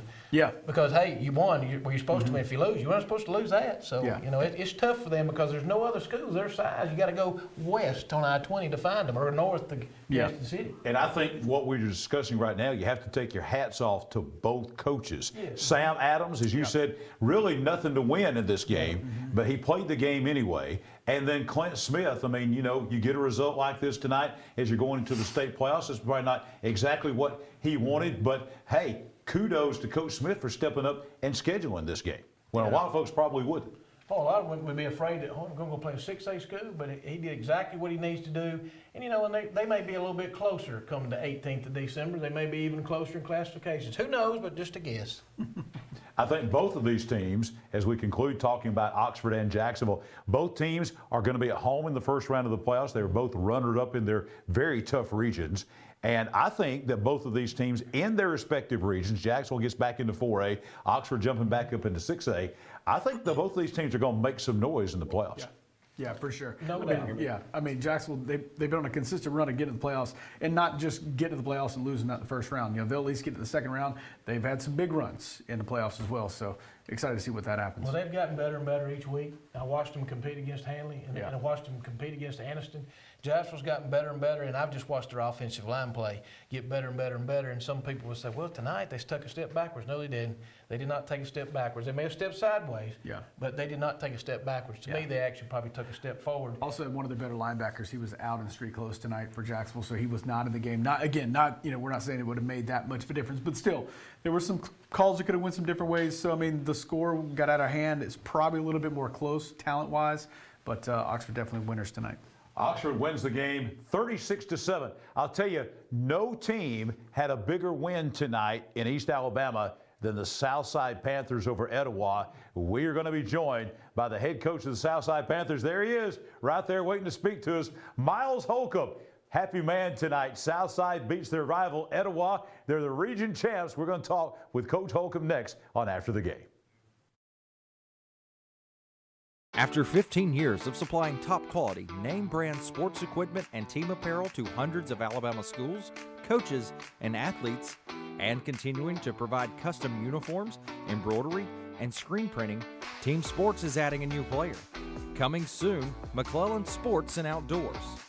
Whether you're an athlete in search of football helmets, bats, or even cleats, or an outdoor enthusiast in search of apparel from top brands, McClellan Sports and Outdoors has you covered. Visit McClellansports.com for more information. I can't imagine life without Gwen, but we came dangerously close. About to go on. I was having chest pains. Luckily, there was a hospital nearby. Yes, They quickly sir. discovered Yes, sir, one I of hear her you. arteries was 100% blocked. A hospital with life-saving technology and the latest in cardiac treatment, with an experienced team of doctors and nurses focused on fixing Gwen's heart. What hospital had all of that? It was all right here at RMC. What does it mean to be a community bank? At Noble Bank and Trust, it means you're more than an account number, you're a valued member of our community. Whether it's checking, savings, a loan, mortgage, or line of credit, Noble Bank and Trust meets all your banking needs with exceptional technology customized just for you while making you feel right at home. Make the switch to Noble Bank and Trust, and we will make sure you're taken care of from beginning to end. Noble Bank and Trust, member FDIC, equal housing lender. We live in a world that moves quickly, and while we are able to connect faster than ever through technology, maybe you've noticed that real connection is hard to come by. Parker Memorial Baptist Church offers you a place to connect, a place to learn more about Jesus and the difference He can make in your life, a place to build relationships with like-minded believers, or maybe discover what it means to be a follower of Jesus Christ. A place to use the gifts and talents God has given you. A place where we love God and we love you. Parker Memorial Baptist Church, 1205 Quintard Avenue, Anniston. Visit our website for details. The game-winning touchdown. A goal line stand. The perfect catch. The perfect stop.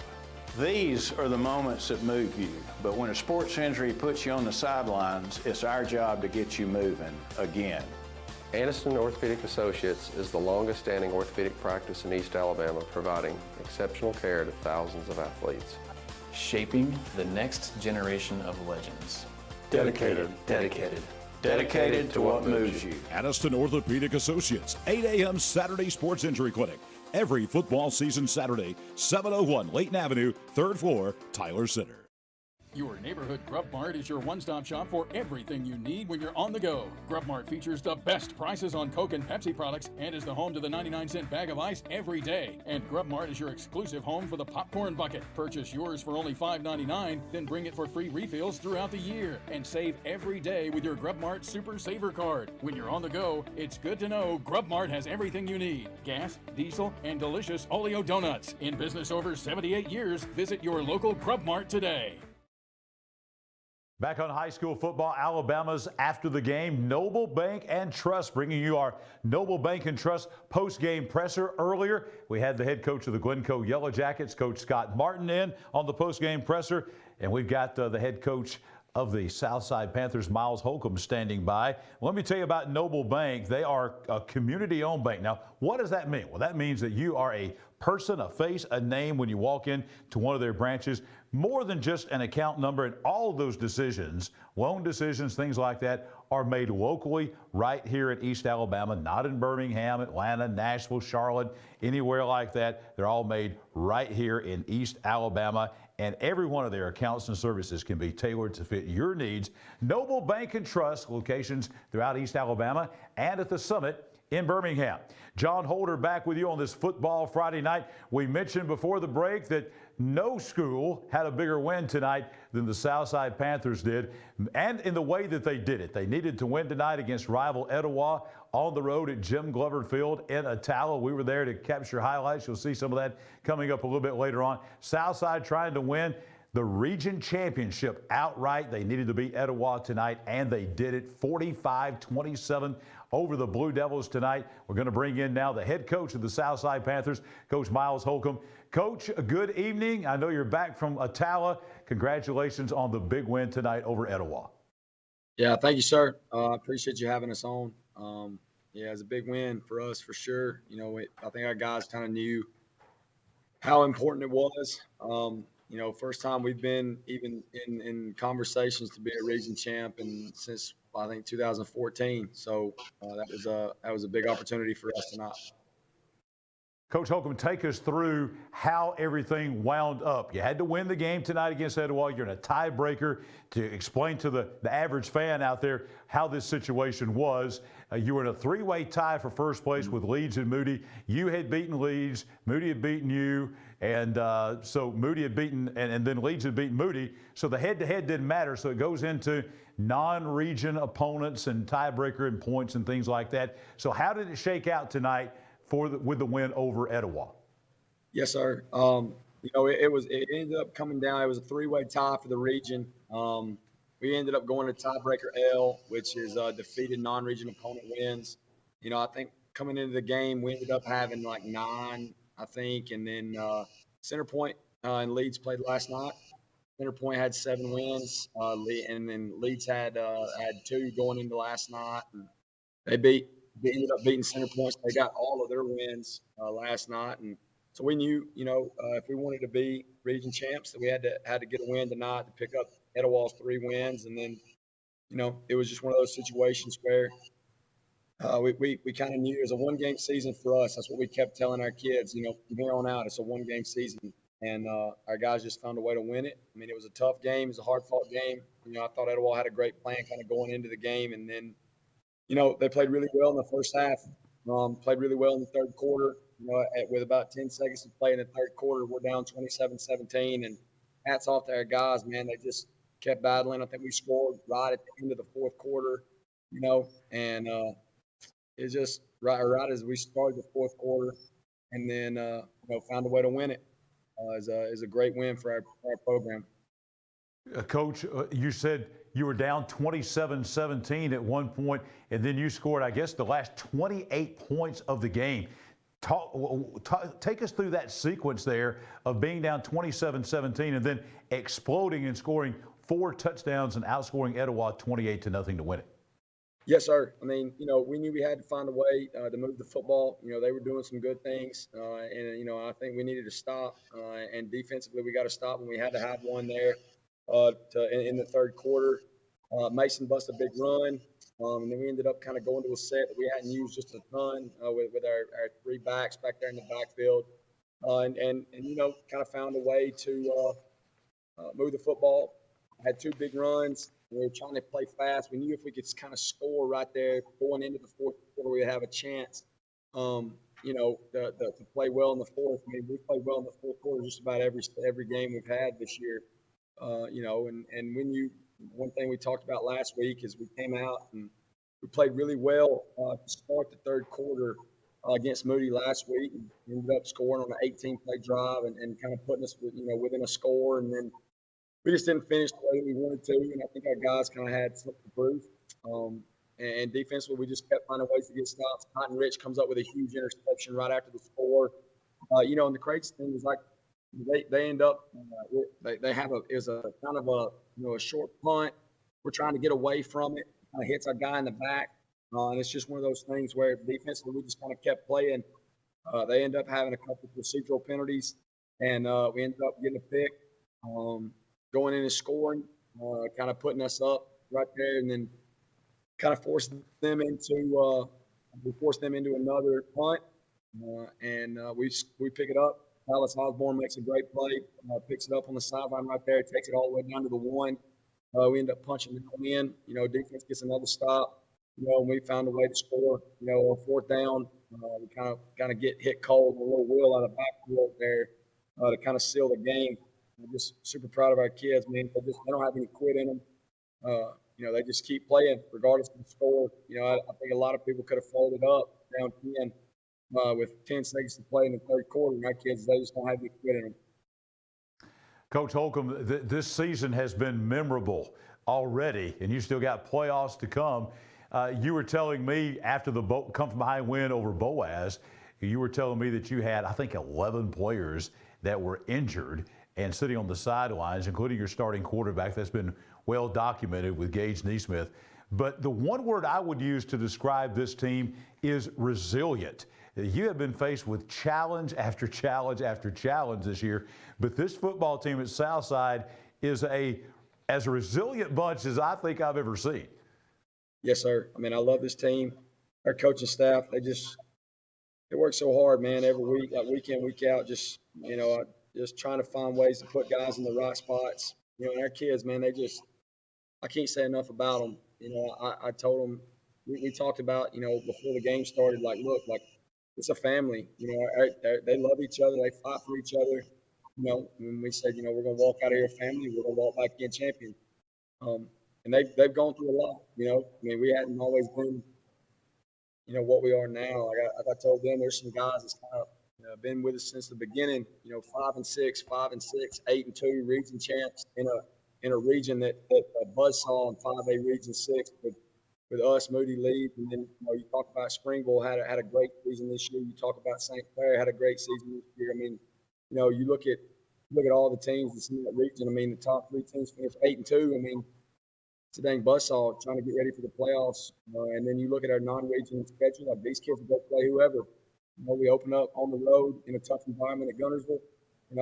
We play Hoax Bluff, who Hoax Bluff's been a phenomenal football team this year.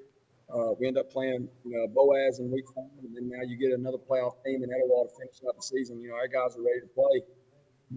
The difference is we've kept finding ways to get better week in and week out. And I think this time last year, everybody was talking about the season's almost over. And this bunch has a different mentality. We're about to get started. The season's about to get started now. It's our Noble Bank and Trust postgame presser speaking with the head coach of the Southside Panthers, Coach Miles Holcomb. Coach, after a wild and woolly and emotional game on the road against a big arch rival, now you can focus on the playoffs. You'll be going to Montgomery in the morning and getting ready for the playoff meeting. Tell us about that first round playoff game and kind of your overall view of the Class 5A state playoffs coming up.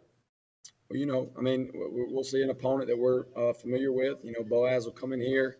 Coach Sullivan does an incredible job. That game early in the season was an overtime game. They were up 2 scores and late in the game, and we found a way to come back and win it. So we know kind of what we're up against. We know how good they are. We know how good their offense is. We thought they had a great defensive plan for us back in week 5. So we take it one game at a time. But we've been talking about finding a way to host a playoff game since we got here. And this bunch gives us an opportunity too. We've been pretty good at home this year. That's another thing that we talked about what to do. And it's good for us. You look at who we played in the first round the last couple of years. Last year, go on the road and play Ramsey. The year before that, go on the road and play Mountain Brook. The year before I got here, they go on the road and play Chalkville. So it'll be nice to host a first round game. Getting to come back home to Barney Hood and play a game here in the playoffs. It'll be a pretty incredible environment, and we know Boaz will bring a good crowd, and it should be a really fun football game. Coach Holcomb, congratulations to you and your team on the win tonight on a region championship, a home first round playoff game coming up next week. We're getting close to the midnight hour, so I'm going to let you get out of here, try to get a little rest as you hit the road to Montgomery tomorrow for the AHSAA playoff meetings. Again, thank you for being with us here on After the Game. Yes, sir. Thank you so much. Miles Holcomb, head coach of the Southside Panthers. Winners tonight, 45-27 over the Etowah Blue Devils at Jim Glover Field in Attala, and that handed them the Class 5A Region 6 championship. More of After the Game, presented by the Calhoun County Commission in just a moment.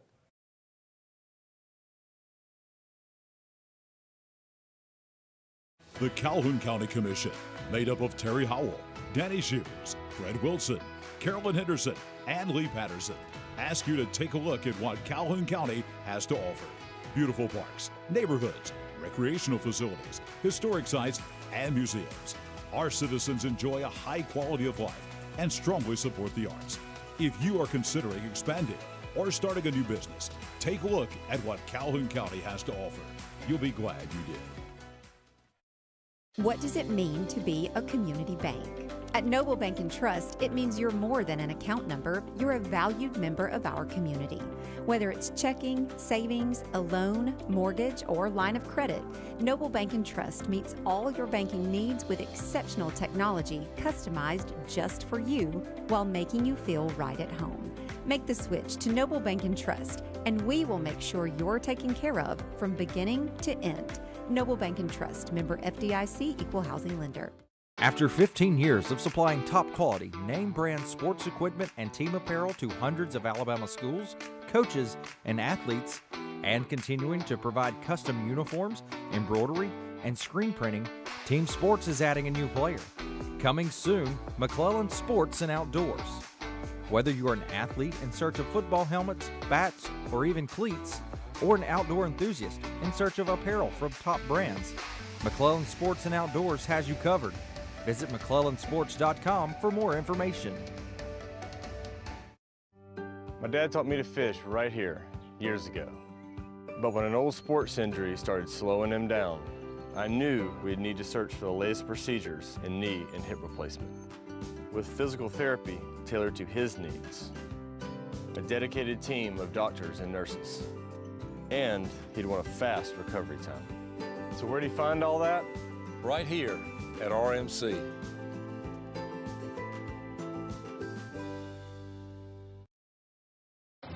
When you shop at Pee Wee Turner Motors, you will be a winner. As lifelong supporters of East Alabama athletics, we at Pee Wee Turner Motors would like to invite you to check out our quality inventory of trucks, cars, and SUVs at PeeWeeTurnerMotors.net.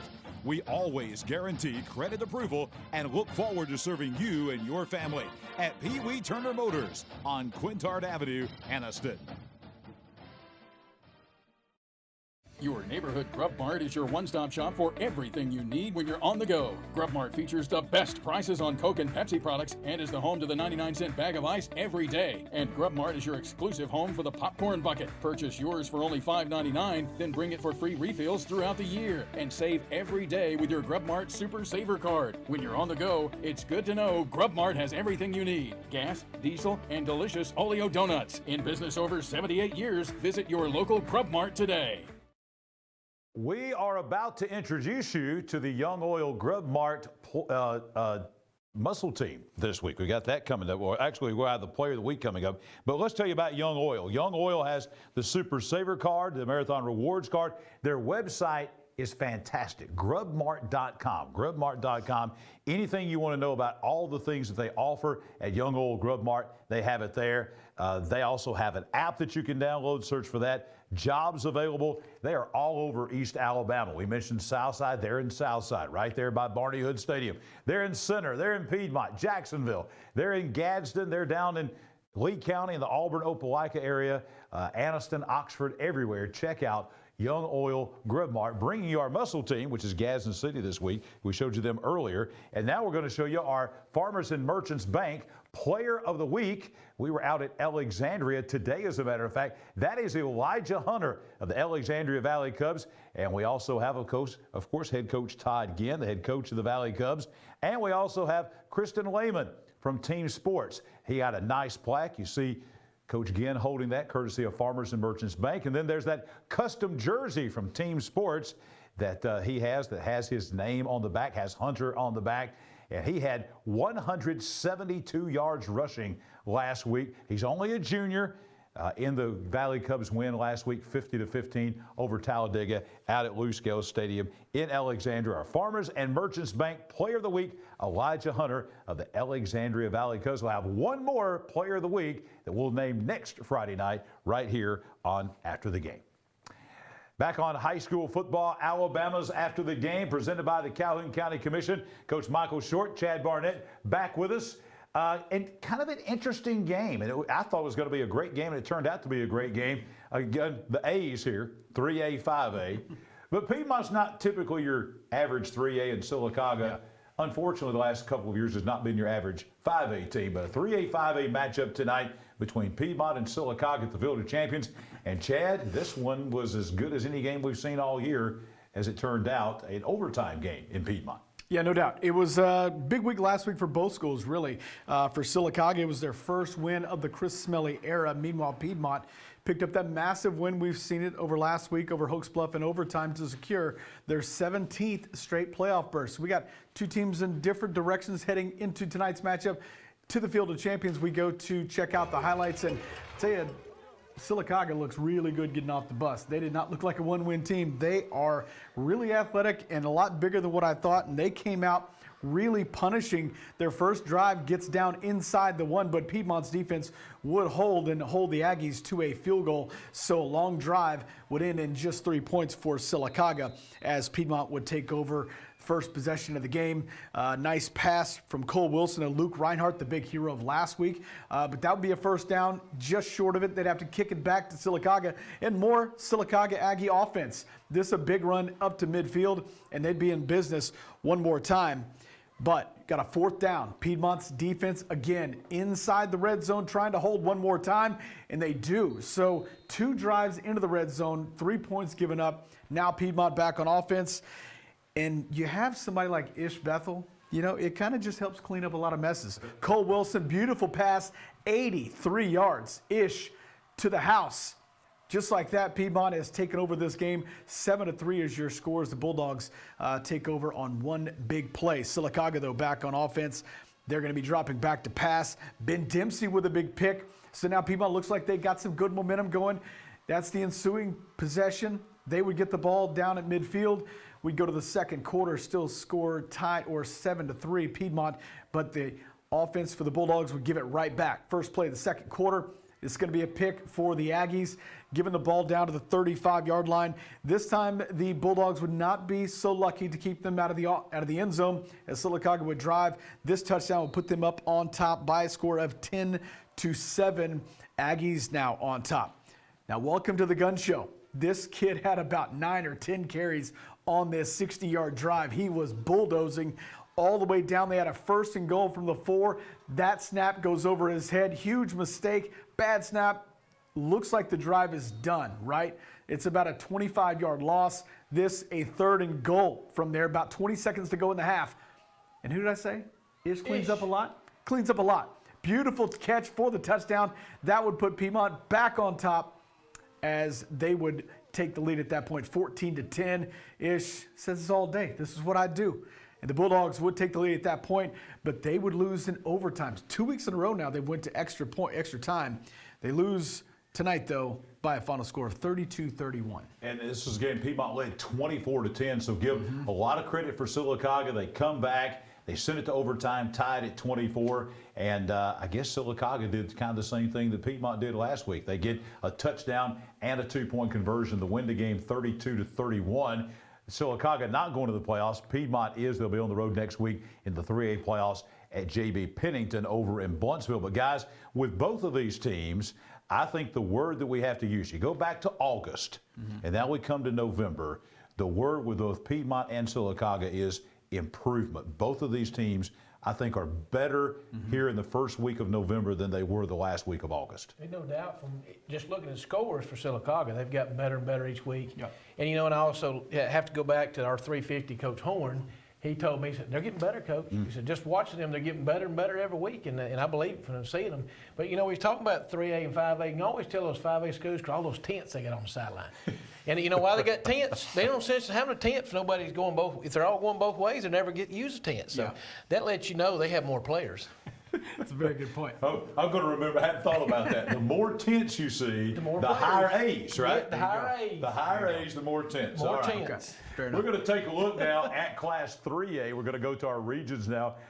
This will be our last Team 1 Chevrolet of Gadsden region rundown. Now we're going to flip over next week to playoff brackets. By the way, we'll have every score in the state of Alabama throughout the playoffs. We'll be here for 3 weeks of the playoffs, as a matter of fact, all the way through the quarterfinals, and we'll bring you every score in every matchup. Let's begin in Class 3A Region 4. Walter Welborn, despite the upset loss tonight on the Hill, they are still the region champions. They'll be at home next week in the first round of the Class 3A state playoffs. Randolph County also at home. Dadeville and Beulah will be on the road next week. But let's talk about Welborn here. We're going to see some Welborn highlights in just a little bit. But this is a Welborn team. Coach, you were out there tonight at the game. We'll talk about this a little bit later on. But Welborn right now is a beat-up football team, as a lot of teams are this time of year. Yes. They are. They're a very beat-up football team, but that's not going to be an excuse for them. They're not going to use that for excuses. They played in a very, very physical football game tonight. I mean, that was a very physical game, and that's the kind of games they're going to have once they get into playoffs. 3A Region 6, that's the region that we were just talking about. That's the region Piedmont's in. They're the number 3 team in the region, going on the road in the first round of the playoffs. And we talked with Scott Martin from Glencoe earlier, and he said the same thing we said. Even at the bottom, even Glencoe and Plainview and Westbrook and Ohatchee, the bottom half of that region, in a lot of regions, to be honest with you, in this state in Class 3A, those are playoff teams. But in this region, there's just not much margin for error. But Piedmont, I think when they get in 3A, Coach, with the tradition Piedmont has, and you mentioned earlier about teams learning how to win, Coach Martin talked about learning how to win. Those guys at Piedmont and Jonathan Miller, they know how to win. Piedmont is a dangerous team in this Class 3A state playoffs. Oh, no doubt about it. And just because what you just said, those kids know how to win, and they're young kids. I don't even know if they've lost a game. So there's a bright future, but they're not looking at the future. They're looking at next Friday night. It's interesting, though, what happened. Geraldine won big against Hatton last night, but those 3 teams that are going to the state playoffs, they all lost tonight. Sylvania lost last night to 5. Piedmont lost tonight. Hoax Bluff lost tonight. So got 3 of the 4 teams going into the playoffs coming off losses. Well, go ahead, Chad. No, I was just looking, because we do see a little bit of that, and it may, it's hard to really look at the schedule as a whole. 7-0 in region play, but 8-2 on the season. So you're seeing some losses outside of region play as opposed to in region play. So it'd be interesting how that translates into the playoff race, because you're seeing Piedmont 4-3 in region play, 4-6 overall. So I don't know. They play a tough non-region. Sylvania, first 2 losses coming to Fife and Pisgah, those are who tough, might be the 2 best teams in North Alabama in 2A. Then you look at Piedmont, they play Cherokee County. They play a 5A in Sylacauga along the way, so they play that tough non-region schedule as well. Even Hoax Bluff, one of those losses to Southside in the opening game of the season, playing another 5A team in Sardis tonight. So, these teams not only play in tough region games, but they all play tougher non-region schedules also. Yeah, and those non-region schedules, from what you said, most of them are more A's. They're More bigger A's. schools, and you just mentioned 3 that's got more tents. Cherokee County, Southside, all those guys have got tents. I'm sensing a theme tonight. That's the theme tonight. Tents and A's tonight on our 3A region rundown presented by T1 Chevrolet of Gadsden. Time for our next extra point of the night. All our extra points are brought to you by the folks at Red Threads. And folks, let me tell you about this one. Next week's Coosa Christian at Spring Garden 1A playoff game will mark the 4th meeting of the 2 schools since last August. Spring Garden won at Coosa in the 2022 regular season 27-0, but lost at home in the second round of the playoffs 31-28. Coosa won this season's regular season game at Spring Garden 21-6, but later forfeited that win because of ineligible players. Here comes the 4th meeting between the Conquerors and the Panthers next Friday night at Jason Howard Field at Spring Garden. Back in a moment.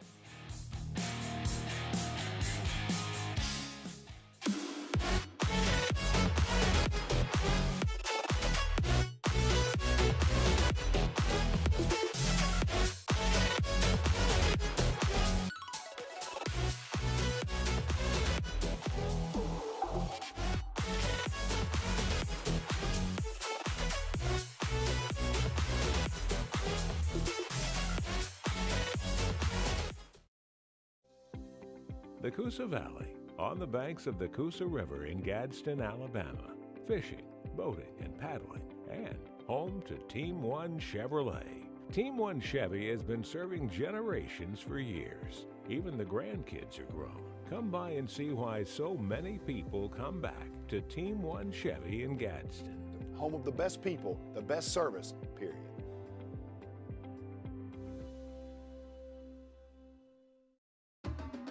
At Farmers and Merchants Bank, we're showing off our school spirit with our newly designed vertical Spirit debit cards. Now these are customized with your favorite school's logo, and half of every Spirit card purchased goes toward your school. So, show off your colors and support your local school with the F&M Spirit debit card. You can learn more at fnm.bank. Member FDIC.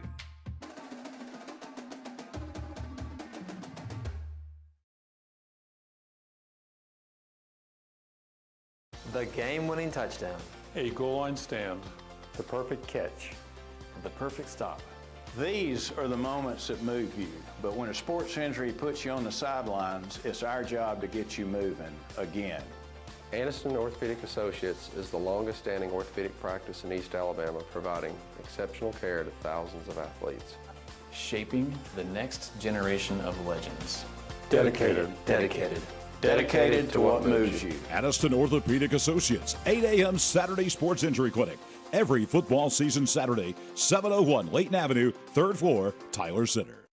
We're excited to announce that starting this April, we'll be entering into the cabinet business. With that in mind, we're going to change our name to Ted's Floors and Beyond. The Beyond encompasses everything that we do in addition to all of your flooring needs.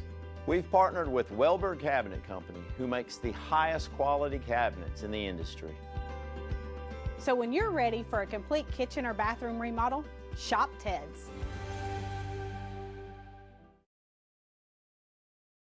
We live in a world that moves quickly, and while we are able to connect faster than ever through technology, maybe you've noticed that real connection is hard to come by. Parker Memorial Baptist Church offers you a place to connect, a place to learn more about Jesus and the difference He can make in your life, a place to build relationships with like-minded believers, or maybe discover what it means to be a follower of Jesus Christ, a place to use the gifts and talents God has given you, a place where we love God and we love you. Parker Memorial Baptist Church, 1205 Quintard Avenue, Aniston. Visit our website for details. High school football, Alabama's after the game, presented by the Calhoun County Commission. Aniston Orthopedics bringing you those phenomenal Aniston Orthopedics score shirts. They loved them at Oxford. We've got our last Team of the Week announcement coming up in just a few moments, and I'll promise you that team, we know who it's going to be. We'll unveil that for you in a few moments. They're going to love those score shirts as well. Aniston Orthopedics, they have their Saturday morning sports injury clinic, 8 a.m. every Saturday morning at the Tyler Center in Aniston. And they are the longest standing orthopedic practice in East Alabama. 6 highly skilled, kind, experienced physicians. Doctors Vandervoort, both Dr. Tippett, Dwayne D. Tippett and Dwayne Michael Tippett, Dr. Hardy, Dr. Wiedmer, Dr. Morris, continuing to provide a legacy of outstanding sports injury care on and off the field, keeping players in the game. Aniston Orthopedics. We are about to run down a lot of regions. This is our final Team One Chevrolet of Gadsden region rundown of the year. We'll be in playoff brackets and things like that next week as the playoffs begin. So we're going to give you all the final region standings. Of course, we looked at Class 3A. Coach Michael Short joins us here, and we're going to go start looking at a lot of the final region standings for 3 different classifications now. We're going to begin in Class 2A, Coach. We got a couple of regions that we want to look at in Class 2A. If we can look at those at this time in our region rundown, Class 2A, Region 4. These are the final standings, the final records. This is how it shakes out. In Class 2A, Region 4, B.B. Comer, #1 team in the state. They had an open day tonight. Thorsby will be #2, Isabella #3, Vincent #4. Our local teams here in East Alabama, Coach, they didn't fare very well in this region. Ranburne, Woodland, Fayetteville, they did not make the playoffs this year, but B.B. Comer, I think, is going to more than make up the difference here for local teams in East Alabama once we get in the 2A playoffs. They will, and the one thing about this region is pretty strong too. Because if you look at Ramburn, Vincent, Isabel, and Thorsby, they're ahead of those teams at halftime. All 3 games, they were ahead at halftime. Ended up getting beat late. So that was a pretty strong region too. From maybe not the top, B.B. Comer was the cream of the crop, but the other ones, there was probably 4 more that could have been there.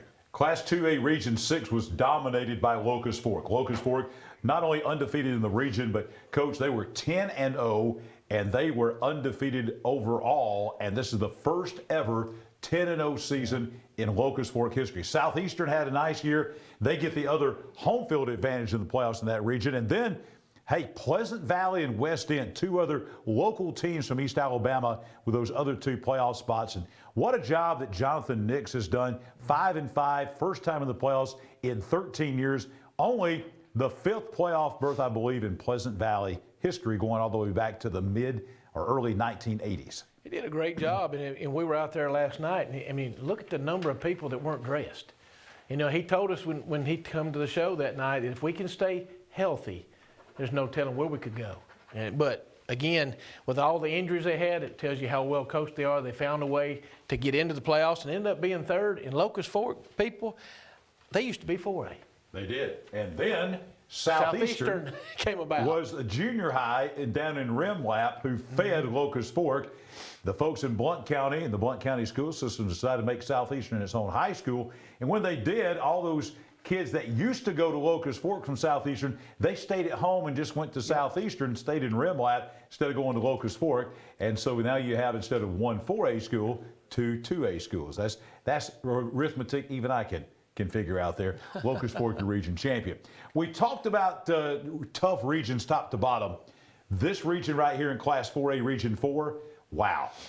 Look at that. Handley, Jacksonville, Anniston. Those are as talented of football teams as you're going to find in this state in Class 4A. Those are the top 3 teams. Cleburne County with that big win tonight. Look, Cleburne County almost beat Anniston last week. Yes. Did beat Welborn on the Hill tonight. Take your hats off to Coach Joby Burns. Cleburne County, everybody I think kind of said, well, their season's over after they lost to White Plains. The way that Heflin has bounced back these last 2 weeks has been really, really impressive. What it shows you is the strong senior class they have. 20 of those kids, they were all 7th graders when I retired. I remember every one of them know all their parents. So they're the ones that are responsible for keeping that group together and keeping them going. But you know what? There's a lot of good players in that region. But Mumford, who's not going to the playoffs tonight, and get ready, guys, because he's only a junior. Oh, yes. And Tank. The Tank, and I think he's been one of our players of the week. He was last week. And matter of fact, Coach, when I was down at their pep rally last week, when I called his name out, the team just went crazy, and the crowd went crazy. He's a popular guy down at Munford, and for good reason. He's even more popular after what he did last night against Asheville. Well, last night he only rushed for 407 yards and 5 touchdowns. And for the season, he rushed for 2,135 yards, and that is on a 3-7 football team. That means he was a marked man and still got the job done. Class 4A Region 6 was dominated by Cherokee County. I know they lost tonight to 6A Fort Payne. There's no one of those A's again. But in the region, nobody challenged Center, including Aniana and Fultondale and Etowah. Show you how good Center is. I mean, they beat Aniana 49-21. That's a 7-2 tradition-rich Aniana team, talented Fultondale team. And you see Etowah tonight giving Southside all they wanted, and Cherokee County blew them out as well. There's some good football teams in there, but Cherokee County this season was just a cut above in 4A Region 6. They are, but you always, as the playoffs go along, you can't ever bet against Aniana and Coach Phillips. I mean, Aniana, when you talk about knowing how to win, it's not just, it's every sport. So you got to keep your eyes on Aniana because you never know. Remember last year, we think, oh, they're going to play Dessler. Oh, my goodness. They beat them to death. And, Coach, the same thing about Aniana. What we said about Piedmont and Sylacauga, use that word, improvement. Look how much better Aniana is in the first week in November than they were the last week of August. Yeah, and it's always been that way. We used to be in the region with them, and you'd watch film, and I said, all right, guys, this film we're seeing early, just throw it away because it don't matter. Class 5, they talk about domination. 5A Region 4, Central Clay County 9-0, now 10-0. We'll update that. I got to give Tommy Wood credit for this. Our colleague Tommy Wood from Before the Game here on High School Football Alabama. Tommy Wood told me today, didn't realize this, doing some research, this is the first time, this surprised me, that Central Clay County, they've been in high school now for about, 12 years, something like that, 11, 12 years. First time they've had 2 state championships, but they've never had an undefeated, perfect regular season. With that win over Wetumpka tonight, 10-0 for the first time in school history. They just updated that right there, 10-0. If you remember those losses that they had, they'd have one loss, Mortimer Jordan, and the bad. Everybody in the state worked on the field goal that week after they got one blocked. Everybody worked on it, but they've always had that one loss. But kudos to them. Just hope and pray that their running back, the Boyd kid, had a dislocated ankle. Hope that maybe it's not as bad as they think. Hopefully not. Hopefully they can check him out. And Valley, Elmore County, Beauregard, the other 3 teams making the playoffs in that region. Depending upon reclassification, December 18th, watch Sylacauga. That's a team to watch. Let's look at Class 5A Region 6 now. And they all have the same record. Leeds, Moody, Southside, they all beat each other. They're all 3-5-1. They all 3 finished 8-2. So you go to the tiebreaker points, and that Southside win, as we talked with Miles Holcomb earlier, Coach, that getting those points that they got from Etowah tonight and that win made Southside the region champion. Everybody says there's ties and all that. The region champion is the team that plays at home in the first round of the playoffs in that number 1 slot. That team is Southside. Yeah, and you want to, I hate to say hindsight's foresight, but if you look at the Moody in the game where they canceled Cleveland County and go play a super team and get beat, they could have picked up 4 points. 4 more wins. You never know. You never can tell. Scheduling, it's one of the most underrated aspects, Coach. You know this. Yes. As a coach, it's one of the most underrated aspects of high school football at a lot of different levels is the scheduling. And Southside, look at Southside. Had wins over Hoax Bluff, had that win tonight over Etowah, had that win over Boaz, so that was huge for them. And Southside and Boaz, now as you heard Coach Holcomb talk about, they're going to rematch, and they had one of the best games in all of East Alabama that was played this past year in this season. They're going to get a rematch again for the second time. It will be at Barney Hood Stadium in Southside. That's more of our T1 Chevrolet of Gadsden Region rundowns. We got tons of highlights coming. Team of the Week, our final East Alabama Top 10 is coming. We got a whole lot more as we roll on this Football Friday night. The game-winning touchdown. A goal line stand. The perfect catch. The perfect stop. These are the moments that move you, but when a sports injury puts you on the sidelines, it's our job to get you moving again.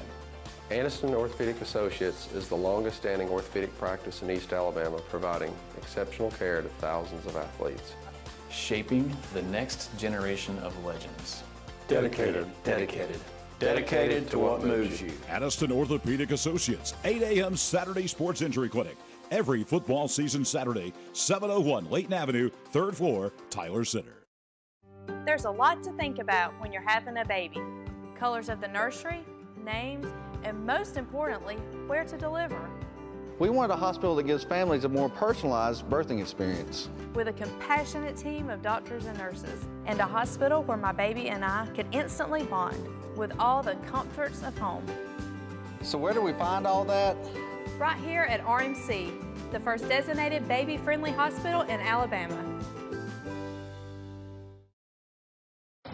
When you shop at Pee Wee Turner Motors, you will be a winner.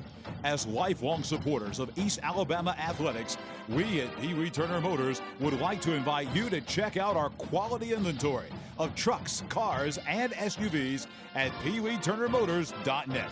We always guarantee credit approval and look forward to serving you and your family at Pee Wee Turner Motors on Quintard Avenue, Aniston. We're excited to announce that starting this April, we'll be entering into the cabinet business. With that in mind, we're going to change our name to Ted's Floors and Beyond. The Beyond encompasses everything that we do in addition to all of your flooring needs. We've partnered with Welber Cabinet Company, who makes the highest quality cabinets in the industry. So when you're ready for a complete kitchen or bathroom remodel, shop Ted's. What does it mean to be a community bank? At Noble Bank and Trust, it means you're more than an account number, you're a valued member of our community. Whether it's checking, savings, a loan, mortgage, or line of credit, Noble Bank and Trust meets all your banking needs with exceptional technology customized just for you while making you feel right at home.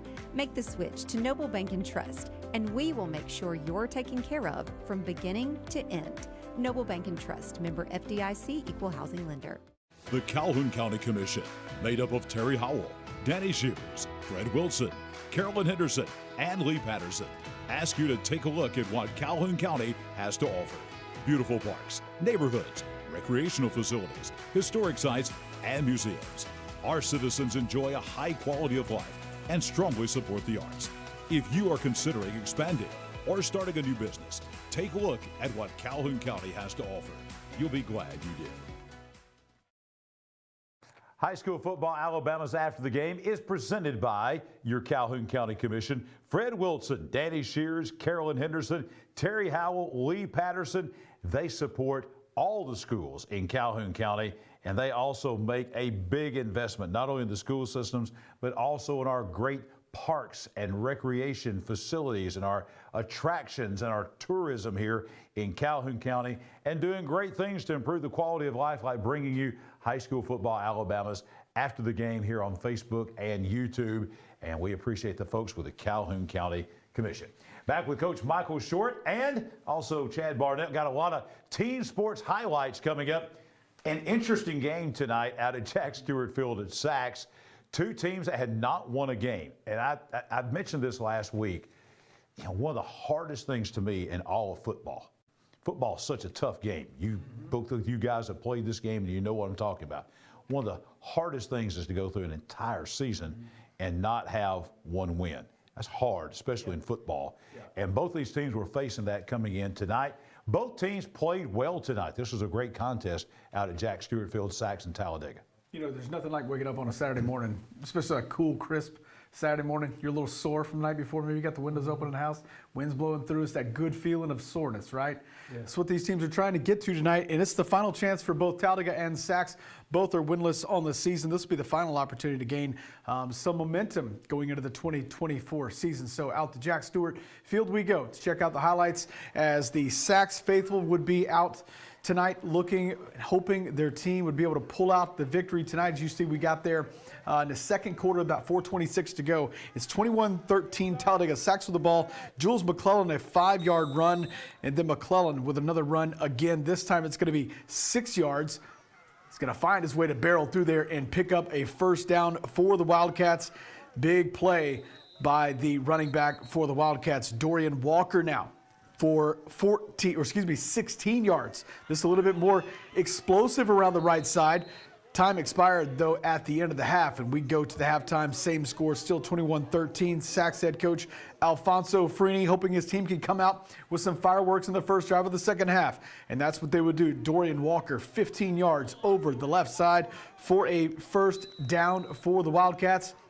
More offense. Jamad Crook, this time, he's going to take the handoff and run in free space, this time for 35 yards, almost into the end zone, but he's going to be down inside the red zone.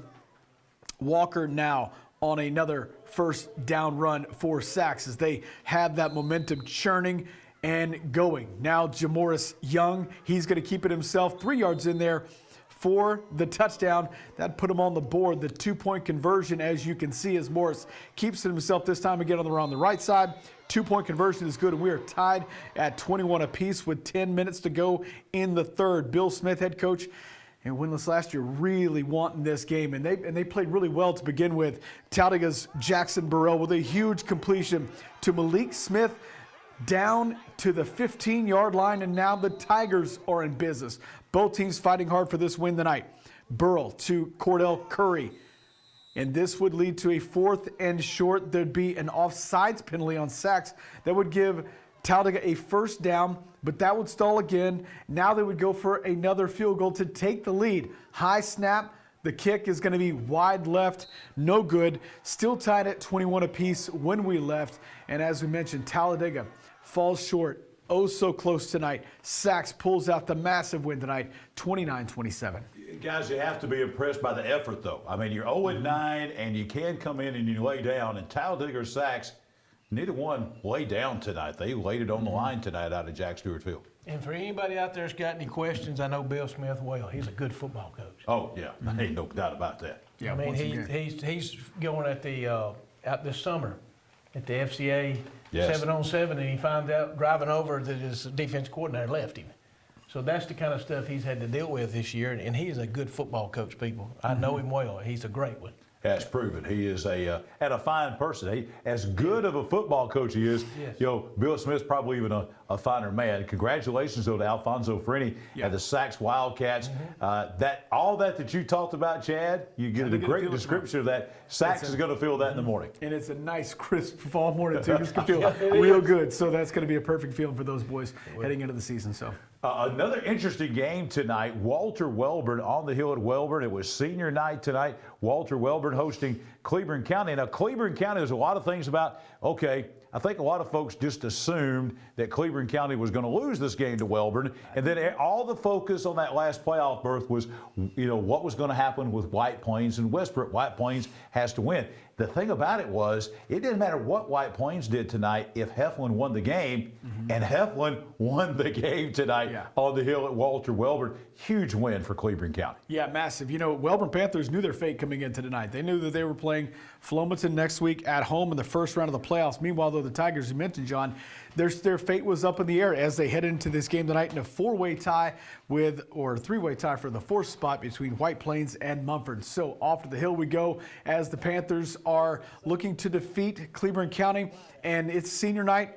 Always a special event for any class coming through, all those times. Who's that guy? Who is that guy? I just glad I didn't drop the coin. You didn't drop the coin. We're all impressed, Coach, and it was a good job. Shows your athletic ability still's not left you. You still got it. So, Coach, giving the ceremonial coin toss tonight. We're going to start out with the Cleburne County Tigers on offense. Carter Hughes, 13-yard run. DeAndre O'Neill, this time he's going to take this to the right side, 16-yard run. This offense is churning tonight, and that's something that we didn't see a couple weeks ago, but they definitely had something going good tonight. Hughes now another 11-yard run. Big work on the ground, on the road. Jake Dingler, it's going to be a 4-yard touchdown run. The big fullback, got to love to see a number 34 fullback for Heflin get in the end zone. Touchdown, PAT is good. Cleburne County's up 7-0, but you talk about coach that can coach. Wellborn head coach Jeff Smith, there you see him. Definitely won a few games on his side. Cleburne County, though, back on offense. Carter Hughes, again, 13-yard runs. A lot of big chunk plays here tonight for Cleburne County. Fourth down, though, DeAndre O'Neill stopped at the line of scrimmage by Kyle Bright, giving Wellborn back the ball. Jabari Williams had a phenomenal year this year. 13-yard run for the Panthers. Second quarter, Wellborn quarterback Noah Screws now 43 yards for the touchdown. The two-point conversion would be looming, and they would get it. They would be up 8-7 now with that two-point conversion. Cleburne County head coach Joby Burns, Carter Hughes back to the ground. Another double-digit run, 18 yards for Hughes. O'Neill now, he's going to take this one 12 yards. Man, just running the ball, looking really strong tonight. And then we have Carter Hughes for another 4-yard run, this for a touchdown. And that would put the Tigers even further on top. Cade Schubert, quarterback keeper for the two-point conversion. They would be good. Cleburne County would lead 15-8 at this point, and a massive win tonight on the road as they fight their way into the playoffs for the first time, I believe, since 2015. So a huge win tonight for the Heflin Tigers. Cleburne County, and you go back to that White Plains game, and I think a lot of folks maybe gave up on the Heflin Tigers, but you got to give a lot of credit to Cleburne County, that staff, those young men over there, because they literally fought their way. They removed any doubt tonight. They didn't want to depend on Westbrook Christian or North Side or anybody else to do what they needed to do. They went and took care of business themselves. And I think you have to take your credit to Wellborn, too. Wellborn's banged up a little bit. They could have down 28-8 in this game. They could have said, hey, we're in the playoffs. This game doesn't matter, whatever. They fought back. To the bitter end. There was a safety there, 28-22. They're there to the last 7 seconds. This game was still, very much in doubt all the way to the very end. So I think both teams laid it on the line tonight, which is what high school football is all about. Yeah, it was a very, very physical football game. I mean, there was a lot of hard hitting going on out there, a lot of chirping, a lot of talking. But you know what? When you got two teams competing, that's going to happen. You're going to have people that talk a little bit and a few flags, but that's just part of football. It was an enjoyable game for me to watch. It was kind of like that back to the roots. You had single wing T, both of them going at it. And both teams had some injuries. You know, Cleveland County tonight's got a freshman quarterback having to start, you know, before the kid that's been there all year. And then the Dingler kid, you saw him score once. He's got a broken arm. He's got a cast on there. So O'Neill came in and did a good job there. And Wellborn has some injuries. They both are beat-up football teams, but who's not this time of year? And, you know, I just want to give a shout-out to Wellborn. The administration, the coaching staff, the class of '83 allowed me to be a part of something special tonight. And here is part of that something special that we're talking about. Coach, talk about this. The class of '83, and there was a special person in that class of '83 to you tonight. Oh yes. Well, see, my wife was a graduate in '83. It was their 40th reunion tonight, and they asked me to come back and represent her and to be a part of it. And she put it together. I didn't realize that until tonight. She actually organized it, put it together, and they got me to say something or get somebody to say something. My niece, they wrote it. Try to say something. They wrote it up, and it was real nice. And kudos to Wellborn, because they do that stuff all the time. They always have people out there, class reunions, and they're always recognizing people. And then they allowed me to be a part of the coin toss. And what it was she was Wellborn cheerleader. I was a Cleveland County football player / coach. We kind of come together, and that's how they made it. And it was a very special night for me and my family. This is what I love. People think, John, why do you love high school football? And why do you love high school football here in East Alabama? What Coach just described, what we just saw right there, you mentioned Paula was a cheerleader at Wellborn. You were a player at Cleveland County at the same time. And then 40 years later, honoring her, honoring you, two schools like that with proud football traditions. I mean, man, this is what I love about high school football here in East Alabama. When I got to do the coin toss, I looked at both groups, shook all of them's hands, and I said, guys, we're going to play hard. We're going to get after each other. We're going to knock each other's helmet off. But I know both places very well. In both places, they're going to play with class, and that's what they did tonight. More of high school football Alabama's after the game when we roll on this Football Friday night. At Farmers and Merchants Bank, we're showing off our school spirit with our newly designed Vertical Spirit debit cards. Now these are customized with your favorite school's logo, and half of every Spirit card purchased goes toward your school. So show off your colors and support your local school with the F&M Spirit debit card. You can learn more at fnm.bank. Member FDIC.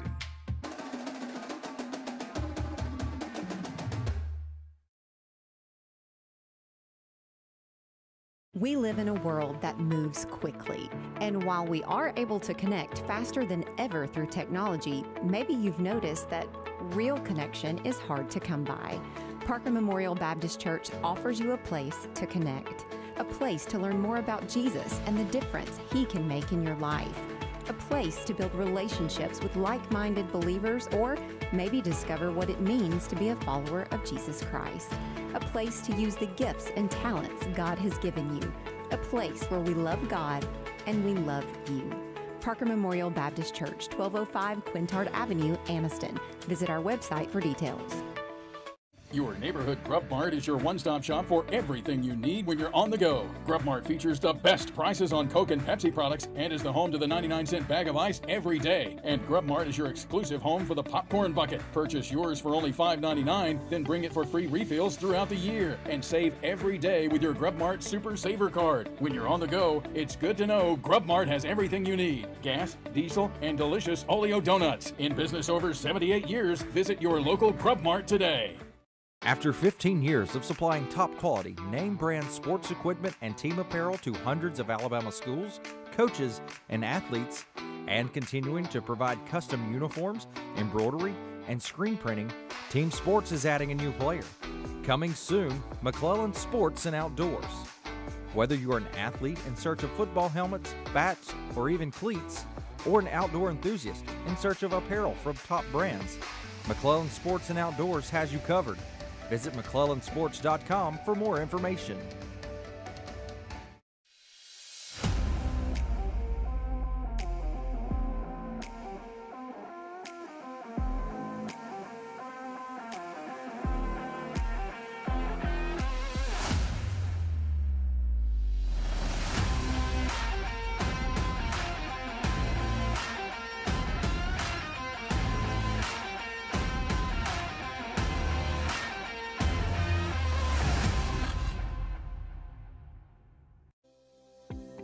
The Coosa Valley, on the banks of the Coosa River in Gadsden, Alabama. Fishing, boating, and paddling, and home to Team One Chevrolet. Team One Chevy has been serving generations for years. Even the grandkids are grown. Come by and see why so many people come back to Team One Chevy in Gadsden. Home of the best people, the best service, period.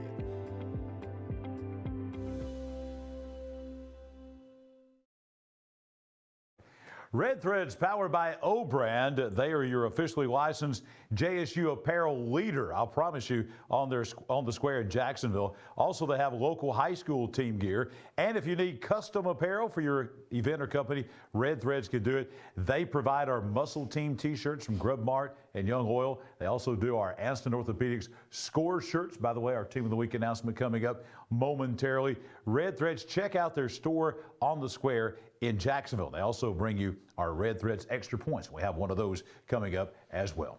Back on high school football, Alabama's After the Game, presented by the Calhoun County Commission. Back with Coach Short, Chad Barnett. Thursday night, it was cold last night. Coach and I were out there at Pleasant Valley and Weaver last night. And we talk about teams improving. That's been a theme tonight, along with the A's and the Tents, has been improvement. And the improvement by the Weaver Bearcats has been as much as anybody in East Alabama from last year to this year. Yeah, you know, Pleasant Valley playing for 2023. Already with a playoff berth in hand. The Raiders have everything on the line next week whenever they have a round one playoff game. Weaver, on the other hand, looking forward to the 2024 season because they're out of the playoff race. But, man, can they make up some ground in the offseason for next year's Weaver Bearcats versions. Let's go to the highlights and check it out, see how these two teams fared. There you see the Pleasant Valley volleyball team being recognized before the game. I tell you, you want to talk about the team getting red hot. They won a county tournament, demolished. I think they went 5-0 in Huntsville. They were really good down the stretch. 2A state champion, Pleasant Valley Raiders volleyball. Weaver's Gabe King started off with a 5-yard touchdown run. PAT was no good, so we catch up now. Weaver on top, 6-0. Pleasant Valley head coach Jonathan Nix hoping his team can answer back. Braxton Salser, 28 run. It's going to be fumbled, though, and this is going to go out of the back of the end zone, and that would be a Weaver touchback, so the Bearcats would take over on offense. Keyshawn Allen. And I tell you, this kid has made as many highlights as you can show on this show this year. He goes 80 yards for the touchdown. Weaver is on top now by a score. This would be a 2-point conversion. Fake PAT pass, no good. A little crazy on the play there. Didn't work. So 12-0 Weaver's on top. Keyshawn Allen, this time a pass from Gooden, 28 yards. Going to set him up for the first down. And then Weaver's Caden Gooden again. He's going to hand this ball off. Then it's going to be flipped back to him. And then he takes it 39 yards over the right side. Shifty play. Bearcats in business now down to the 4-yard line after a nearly 40-yard pickup by Gooden. Christian Martello now for the Bearcats. He's going to pick up this touchdown from 4 yards out. Going to find his way into the end zone. Into there for a touchdown. Weaver is up now 18-0. Pleasant Valley back on offense. Holt Bentley with a nice 10-yard run, but a host of white jerseys there to take him down. And Weaver will be back on offense later on. 4th and 5 at the Pleasant Valley 41-yard line. Caden Gooden pass. Going to be incomplete on this one, so they turn it over on down. So we fast forward now. More offense from Weaver as they be back on offense. Gabe King, a 13-yard scamper. You know what? I'm going to rename that. It's not a scamper. That's a barrel. He just kind of fit his way through there. Definitely not a scamper. So that would be a 13-yard gain. Keyshawn Allen, beautiful 40-yard touchdown pass by Caden Gooden. PAT would be good finally, Kid Kofor. 25-0 there up. Kofor's liking it. More offense for the Bearcats. Keyshawn Allen, 17-yard pass from Caden Gooden. And then Jordan Reynolds with a 19-yard catch from Gooden as the Bearcats. Just too much for Pleasant Valley last night. 47-0. Kind of surprising on that one. The score is surprising. There were a lot of good things, though, for both teams this year. Pleasant Valley making their first playoff berth in 13 years. And for Weaver, tell you guys, 2024, I don't know, again, we don't know what the regions are going to be like or anything like that. Regardless of what region they're in, Weaver is going to be a team to watch in 2024. They will, and Coach Kofor will do a good job of keeping his players there because Weaver has lost a lot of players over the past several years. He'll do a good job of keeping those guys. And if you got the skill players that they have, they'll make some noise. But the most important thing last night was the chips. The chips. Our concession stand of the week with Johnson's Giant Food was the sloppy nachos. If you missed that earlier, rewind, go back and watch toward the beginning of the show. We'll probably pull it out next week on social media on Facebook and check out the sloppy nachos at the Pleasant Valley concession stand. We promised you a Red Threads extra point. Here it comes. Here's another Red Threads extra point. And we'll tell you that, speaking of Pleasant Valley, they will make their first playoff appearance in 13 seasons next Friday night. The Raiders Class 2A playoff game at Pisgah will be the first playoff game for Pleasant Valley since 2010. Pleasant Valley has earned 4 playoff berths in school history. They have yet to win a playoff game. It will be a monumental task at Pisgah next week, but best wishes to Pleasant Valley. More highlights on the way on After the Game. The Calhoun County Commission, made up of Terry Howell, Danny Shears, Fred Wilson, Carolyn Henderson, and Lee Patterson, ask you to take a look at what Calhoun County has to offer. Beautiful parks, neighborhoods, recreational facilities, historic sites, and museums.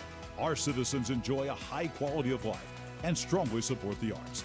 If you are considering expanding or starting a new business, take a look at what Calhoun County has to offer. You'll be glad you did. At Farmers and Merchants Bank, we're showing off our school spirit with our newly designed Vertical Spirit debit cards. Now these are customized with your favorite school's logo, and half of every Spirit card purchased goes toward your school. So, show off your colors and support your local school with the F&M Spirit debit card. You can learn more at fnm.bank. Member FDIC.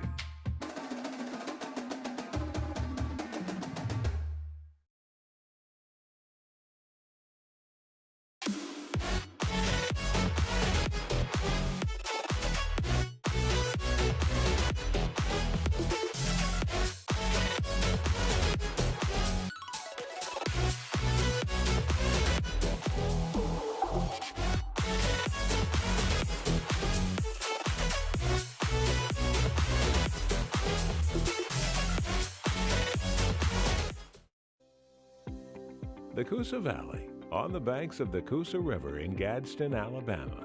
Fishing, boating, and paddling, and home to Team One Chevrolet. Team One Chevy has been serving generations for years. Even the grandkids are grown. Come by and see why so many people come back to Team One Chevy in Gadsden. Home of the best people, the best service, period.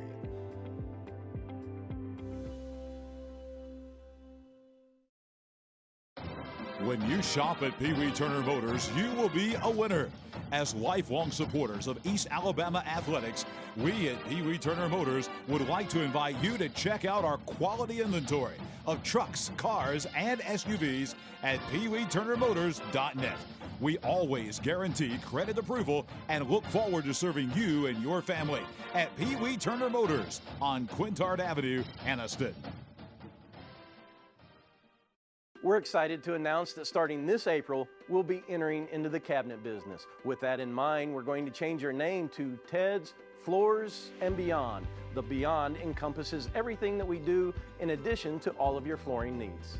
We've partnered with Welberg Cabinet Company, who makes the highest quality cabinets in the industry. So when you're ready for a complete kitchen or bathroom remodel, shop Ted's.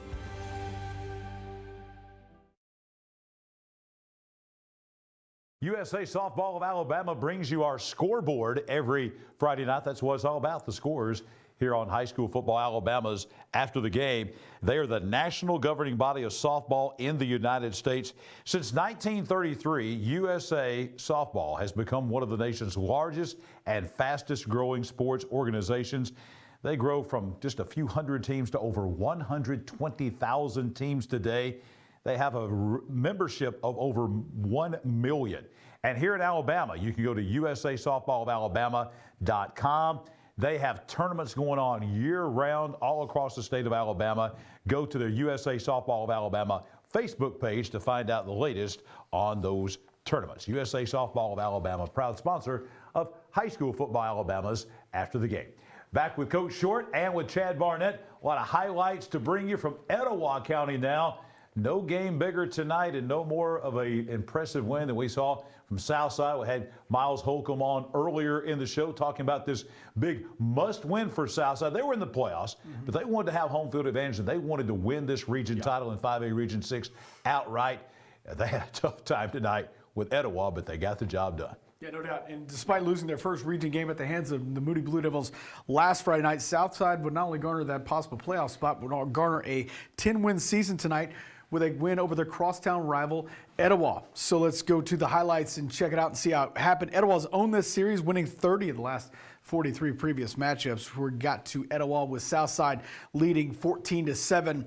Jordan Bryan, the quarterback for the Panthers, gets a big first down run for the first down, and then they're going to go back to the ground again. This time, Mason Teague, who's been a phenomenal back for them this year, he's going to get another first down for the Panthers. This lead to a field goal attempt is good from Caleb Ogle, and that would put the Panthers on top 17-7. There you see Miles Holcomb, friend of the show now. He was on earlier, and Etowah's now back on offense, so because they came to play tonight. Blue Devils, Jamison Sissom is going to call his own number after he finds nobody open downfield. He's going to get the first down for the Blue Devils, and this would lead to more offense for Etowah. Sissom now pass complete to Jaden Sweeten for another first down for Etowah.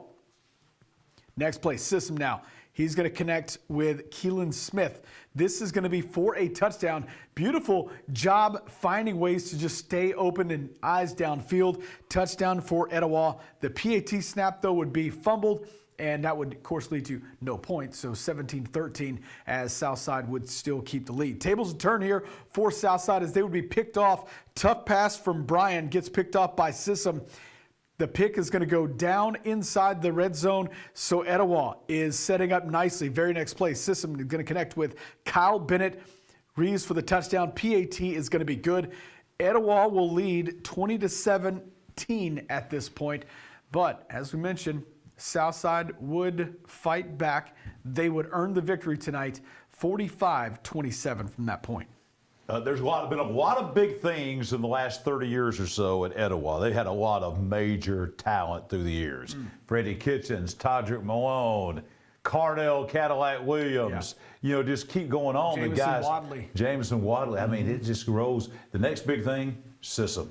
I've been hearing a lot about him. He's a young guy, going to make a lot of waves for Etowah. Whether they stay in 4A or maybe to move back to 5A where they've been, they're going to be a big thing there. Etowah's got a tough playoff opponent in the first round as they go to West Morgan in the first round of the 4A playoffs. Southside, what can you say? They were down 10 points, needing to win that region title outright, get that home field advantage, and they scored the last 28 points of the game. Really, this is, you know, we use this terminology a lot of times, the amazings. Southside is kind of the amazings this year. I'm amazed at what they've been able to do over there. Well, I'm super impressed with their coaching staff and their players for doing what they had to do after they lost their quarterback. They just didn't lose a quarterback. They lost one of the better quarterbacks in the state, and they had to find a way to come together. So you have to give kudos to their seniors. I'm sure they brought this team together because they could have fell apart when that happened. So, hey, give Coach Hawk and his staff all the credit for being able to come back and find somebody and probably fit the offense to fit him. Yeah. The starting quarterback's not the only one on the sidelines with a walking boot either. I mean, there's a few players on that sideline that have been hurt this year, and they're still picking up the pieces and rolling forward. Coach Holcomb, after that Boaz game, when they won our Ted's Floors and Beyond Team of the Week, he told me at the presentation that they had 11 guys that were out injured. This is the middle of the season. And they haven't gotten a whole lot of those guys back, including the starting quarterback, Gage Neesmith. So it's been pretty tough. We stayed in Etowah County. Our camera's going from, I guess, west to east as we went from Attala to Glencoe to Wilson Darnell Field. earlier in the program. In case you missed it, we had the head coach of the Glencoe Yellow Jackets, Coach Scott Martin, with us. They had a big win tonight over a county rival. 2 Etowah County games going on tonight. Southside and Etowah, then Glencoe hosting West End tonight. 48 points on the board by the Glencoe Yellow Jackets tonight. Yeah, let's talk about the head coaches real quick, because Scott Martin, Glencoe's head coach, needs no sympathy. This man has a ton of respect, not only for programs he's built here in the state of Alabama, but also outside the state as well. And despite not seeing massive success now in his second year at Glencoe, a win tonight would show progress over the first season and have them moving in the right direction. So let's check out the highlights to see how the Yellow Jackets did. As we mentioned, playing host to the West End Warriors, and Yellow Jackets are going to be starting out on defense. Glencoe is going to be Rockman Sainsbury actually is going to be the runner for West End, and more offense for West End. Sainsbury finds the end zone this time. He's going to be on the board for 7 as he gets into the end zone. Patriots on top by a score, and there you see that man, Coach Martin. What a storied career he's had, and he's still got lots of chapters left here at Glencoe. Yellow Jackets first possession. Aaron Mann is going to twist and turn his first down for the Yellow Jackets. That is a tough run for the Yellow Jacket running back. Now Brady Kitchens going to connect with Trent Rowell for another Yellow Jacket first down as they are moving the ball down the field. A few plays later, Glencoe's man literally finds the end zone. PAT would be a bad hold, so 7-6 would be the score. It was a lot of effort to get that man down. Lost the helmet in the process, so the Yellow Jackets still trailed by 1. Ensuing kickoff recovered by the Yellow Jackets as it just kicks off the shoulder pad of a West End Patriot, and the Jackets would be set up, but they would go 4 and out and give the ball back to West End. Tough way to build off of a fumble like that. Glencoe with the stop. Glencoe student section, very bright and colorful tonight. Back with the ball in hand. Man finds the end zone again. Another touchdown for the Jackets. And for 2 would be Seth Jean would punch it in here for the score, as Glencoe would take the lead at this point. And Coach Martin and his Yellow Jackets would have a fine finish to the season tonight. Glencoe wins the game 48-28 over the West End Patriots to close out the season. As you see, West End 5-5 headed to the Class 2A state playoffs. And then you got Glencoe at 3-7.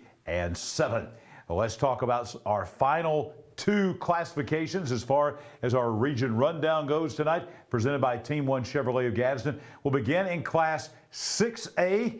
And again, Oxford Yellow Jackets, impressive win tonight.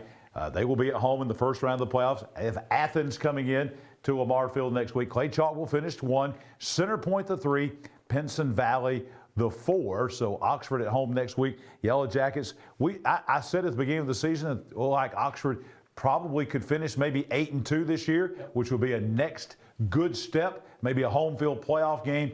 And Coach Short, that's exactly what they did. 8 games and a home field playoff game. And I think they can make some noise in the 6A playoffs. They have, and to watch from a couple years ago when Coach Adams first got here, I was working with the radio there with them, and to watch the growth in this team, guys, it's impressive that for 2 years, the guys that are seniors now that were sophomores when he first got here, they didn't even have a dressing room.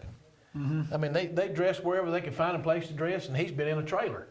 So, I mean, it's just impressive what all they've had to do and what they've went through and where they're at now. And now they're having to get used to new stuff. Yeah, I was going to say, much like the seasons back then, they're no longer in trailers anymore. Oh, no. They're moving the records are moving on up, and so are the facilities. They're in the penthouse They're in the penthouse now. No doubt about that. Class 6A Region 8, Gadsden City dominated this region last year. They dominated again this year. They were not even challenged. Gadsden City with an open date this week, getting ready for Gardendale next week.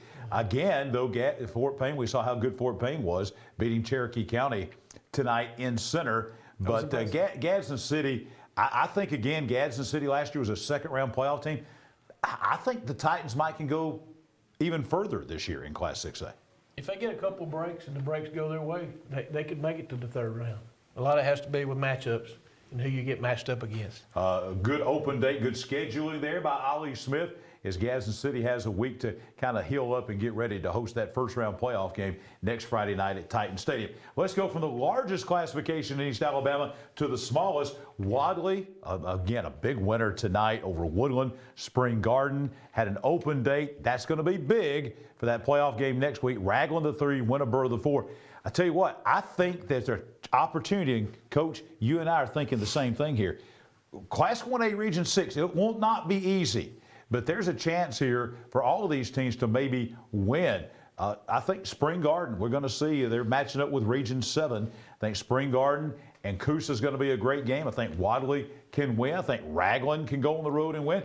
I even think Winterboro can go to Decatur Heritage and maybe win, because that's 4 quality 1A football teams right there: Wadley, Spring Garden, Ragland, and Winterboro. I've talked to Coach Mansfield. He feels good about it. At least he's going to be playing at somewhere, another stadium. Playing at West Morgan's field. Yes. That's where they'll be playing Decatur Heritage. But what an impressive win tonight for Winterboro to beat Childersburg. Yeah, big win, That's a big rival game. Big rival game. Yes. The A's, 1A beating the 3A tonight. Did it again. Probably not many tents, though. Not one. There's not a tent on that monitor right there. There's no tent. It was the DeSoto Caverns Bowl. If there's a tent there, it's outside and somebody's selling a snow cone under it. Class 1A Region 7, and here's their opponents. So here you go. You got Decatur Heritage hosting Winterboro. Ragland's going to go to Valley Head. They've had a lot of success against Valley Head in recent years. Then you've got Appalachian. Actually, it's going to be Cedar Bluff. Cedar Bluff's going to be the team that's going to be going down to play at Wadley. And then you've got the marquee matchup. This is one of the marquee matchups in this state in any classification, is the rematch between Coosa Christian and Spring Garden out at Spring Garden. Keep in mind, the first time they played, Coosa won 21-6, but Spring Garden had 4, maybe 5 turnovers in that game. All you people from Winterboro, make sure you don't go looking for Decatur Heritage football field. They don't have one. They don't have one. Look for West Morgan, and that's where it will be. And Marcus Woods from Spring Garden, find some antelope and get it cooked. I'll be there to eat it. Well, that's going to be a lot of hype around that game between Coosa Christian and Spring Garden next week in Class 1A. We'll be there, obviously, to cover that one. No doubt about that. That's one of the best games in the state of Alabama. All right, now let's go. And what else we got coming on here? We're going to also tell you about the folks at Awards to Remember, awardstoRemember.com. They bring you every week, and we're going to have our last East Alabama Top 10 coming up after the break. They are one of the top 10 awards dealers in the entire South. Our Tough Guy Trophy that we present to our Team of the Week, that's from them. The plaque that you see that goes to our Farmers and Merchants Bank Player of the Week, that comes from them. All the awards that we have here on High School Football Alabama after the game, all from Awards to Remember. Robert Smith and his crew do a great job right there on Alabama Highway 144 in Ohatchee. When we come back, it is our East Alabama Top 10 and our Team of the Week. After 15 years of supplying top quality, name brand sports equipment and team apparel to hundreds of Alabama schools, coaches, and athletes, and continuing to provide custom uniforms, embroidery, and screen printing, Team Sports is adding a new player. Coming soon, McClellan Sports and Outdoors. Whether you're an athlete in search of football helmets, bats, or even cleats, or an outdoor enthusiast in search of apparel from top brands, McClellan Sports and Outdoors has you covered. Visit McClellansports.com for more information. I can't imagine life without Gwen, but we came dangerously close. I was having chest pains. Luckily, there was a hospital nearby that quickly discovered one of her arteries was 100% blocked. A hospital with life-saving technology and the latest in cardiac treatment, with an experienced team of doctors and nurses focused on fixing Gwen's heart. What hospital had all of that? It was all right here at RMC. What does it mean to be a community bank? At Noble Bank and Trust, it means you're more than an account number, you're a valued member of our community. Whether it's checking, savings, a loan, mortgage, or line of credit, Noble Bank and Trust meets all your banking needs with exceptional technology customized just for you while making you feel right at home. Make the switch to Noble Bank and Trust, and we will make sure you're taken care of from beginning to end. Noble Bank and Trust, member FDIC, equal housing lender. We live in a world that moves quickly, and while we are able to connect faster than ever through technology, maybe you've noticed that real connection is hard to come by. Parker Memorial Baptist Church offers you a place to connect, a place to learn more about Jesus and the difference He can make in your life, a place to build relationships with like-minded believers, or maybe discover what it means to be a follower of Jesus Christ. A place to use the gifts and talents God has given you. A place where we love God and we love you. Parker Memorial Baptist Church, 1205 Quintard Avenue, Anniston. Visit our website for details. The game-winning touchdown. A goal line stand. The perfect catch. The perfect stop. These are the moments that move you, but when a sports injury puts you on the sidelines, it's our job to get you moving again. Anniston Orthopedic Associates is the longest-standing orthopedic practice in East Alabama, providing exceptional care to thousands of athletes. Shaping the next generation of legends. Dedicated. Dedicated to what moves you. Anniston Orthopedic Associates, 8 a.m. Saturday Sports Injury Clinic. Every football season Saturday, 701 Layton Avenue, 3rd floor, Tyler Center. Your neighborhood Grub Mart is your one-stop shop for everything you need when you're on the go. Grub Mart features the best prices on Coke and Pepsi products and is the home to the 99-cent bag of ice every day. And Grub Mart is your exclusive home for the popcorn bucket. Purchase yours for only $5.99, then bring it for free refills throughout the year. And save every day with your Grub Mart Super Saver card. When you're on the go, it's good to know Grub Mart has everything you need. Gas, diesel, and delicious Oleo donuts. In business over 78 years, visit your local Grub Mart today. Johnson's Giant Food bringing you our Johnson's Giant Food Concession Stand of the Week. You'll get to vote for our Concession Stand of the Year beginning next week. Let me tell you about Johnson's Giant Food. It is football time. It doesn't matter if you're going to Pee Wee games tomorrow, you're going to the college games tomorrow, watching those, going maybe down to Tuscaloosa to the game tomorrow night.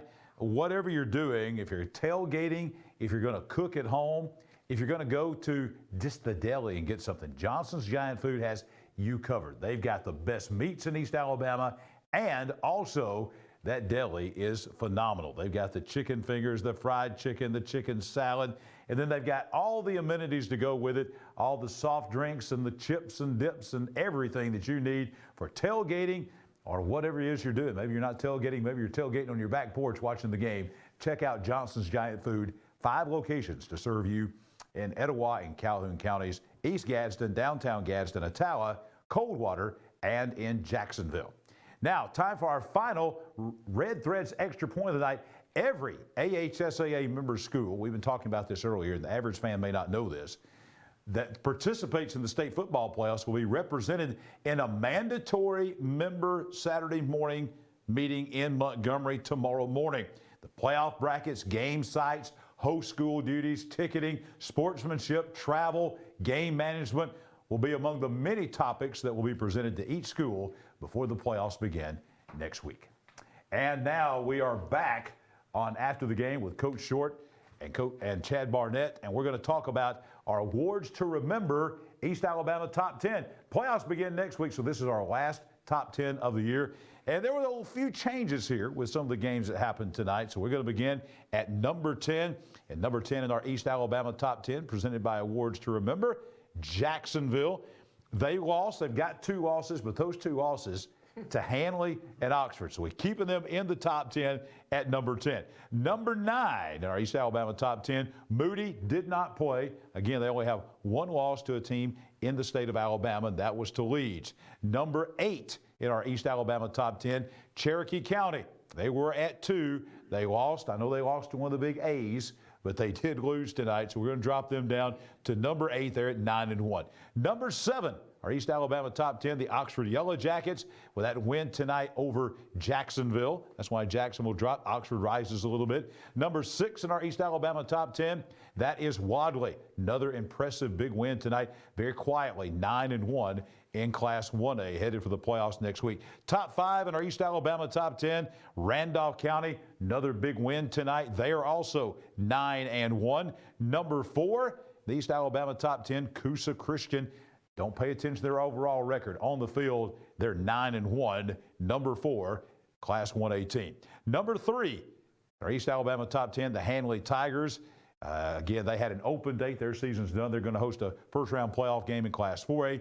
Number 2 in our East Alabama top 10 is now Central of Clay County, climbing a spot, had that win over 6A Wetumpka tonight on the road. And number 1, they had an open date, but they're going to finish as our top team in East Alabama, the B.B. Comer Tigers, 10-0, guys.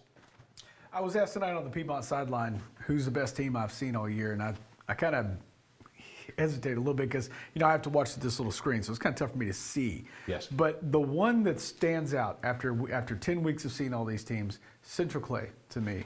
I think that they're so deserving of the two. I haven't seen B.B. Comer yet, but Central Clay being the top team that I have not seen on this list makes total sense because they were the most dominant in so many ways. I know they had a tough loss tonight, not on the field, you know, as far as wins, losses, but they lost a tough player tonight. So that's tough, but that's a solid football team all the way around. Solid is the word, and that's a team that no one was talking about as far as actually competing for a state championship. Winning a region, going deep in the playoffs, yes. Actually competing for a state championship, I don't know that many folks thought that at the beginning of the season. Yeah. They are really having a good shot at making it all the way, especially if they can get that injury taken care of. Yeah, they're a year ahead. They're a year early, but this is ironic because I was going to say this tonight. We talked about rivalries. You know, they tuned it up and finally got Alexandria on the schedule. That'd be something. I just thought I'd throw that in there. I agree. I think the thing that separates, if we're going to get clear on what's separating this Clay Central team to maybe the ones that are on this side, is their line is solidified. They've got massive size. They've got state championship size. Three of them are sophomores. Yeah, that's incredible. Their size on that level is unmatched. I'm going to be like Coach. Hanley I'm not going to say anything, but I'm going to do the same thing he did. 2024, 2025.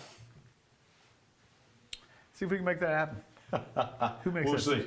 That's our East Alabama top 10s. Now, let's talk about our final Ted's, Floors, and Beyond Team of the Week. This team was in a must-win situation, as a lot of teams were this week, to secure a playoff berth. This was a team that had to go to one of the top places in Alabama to play that is very tough to win at.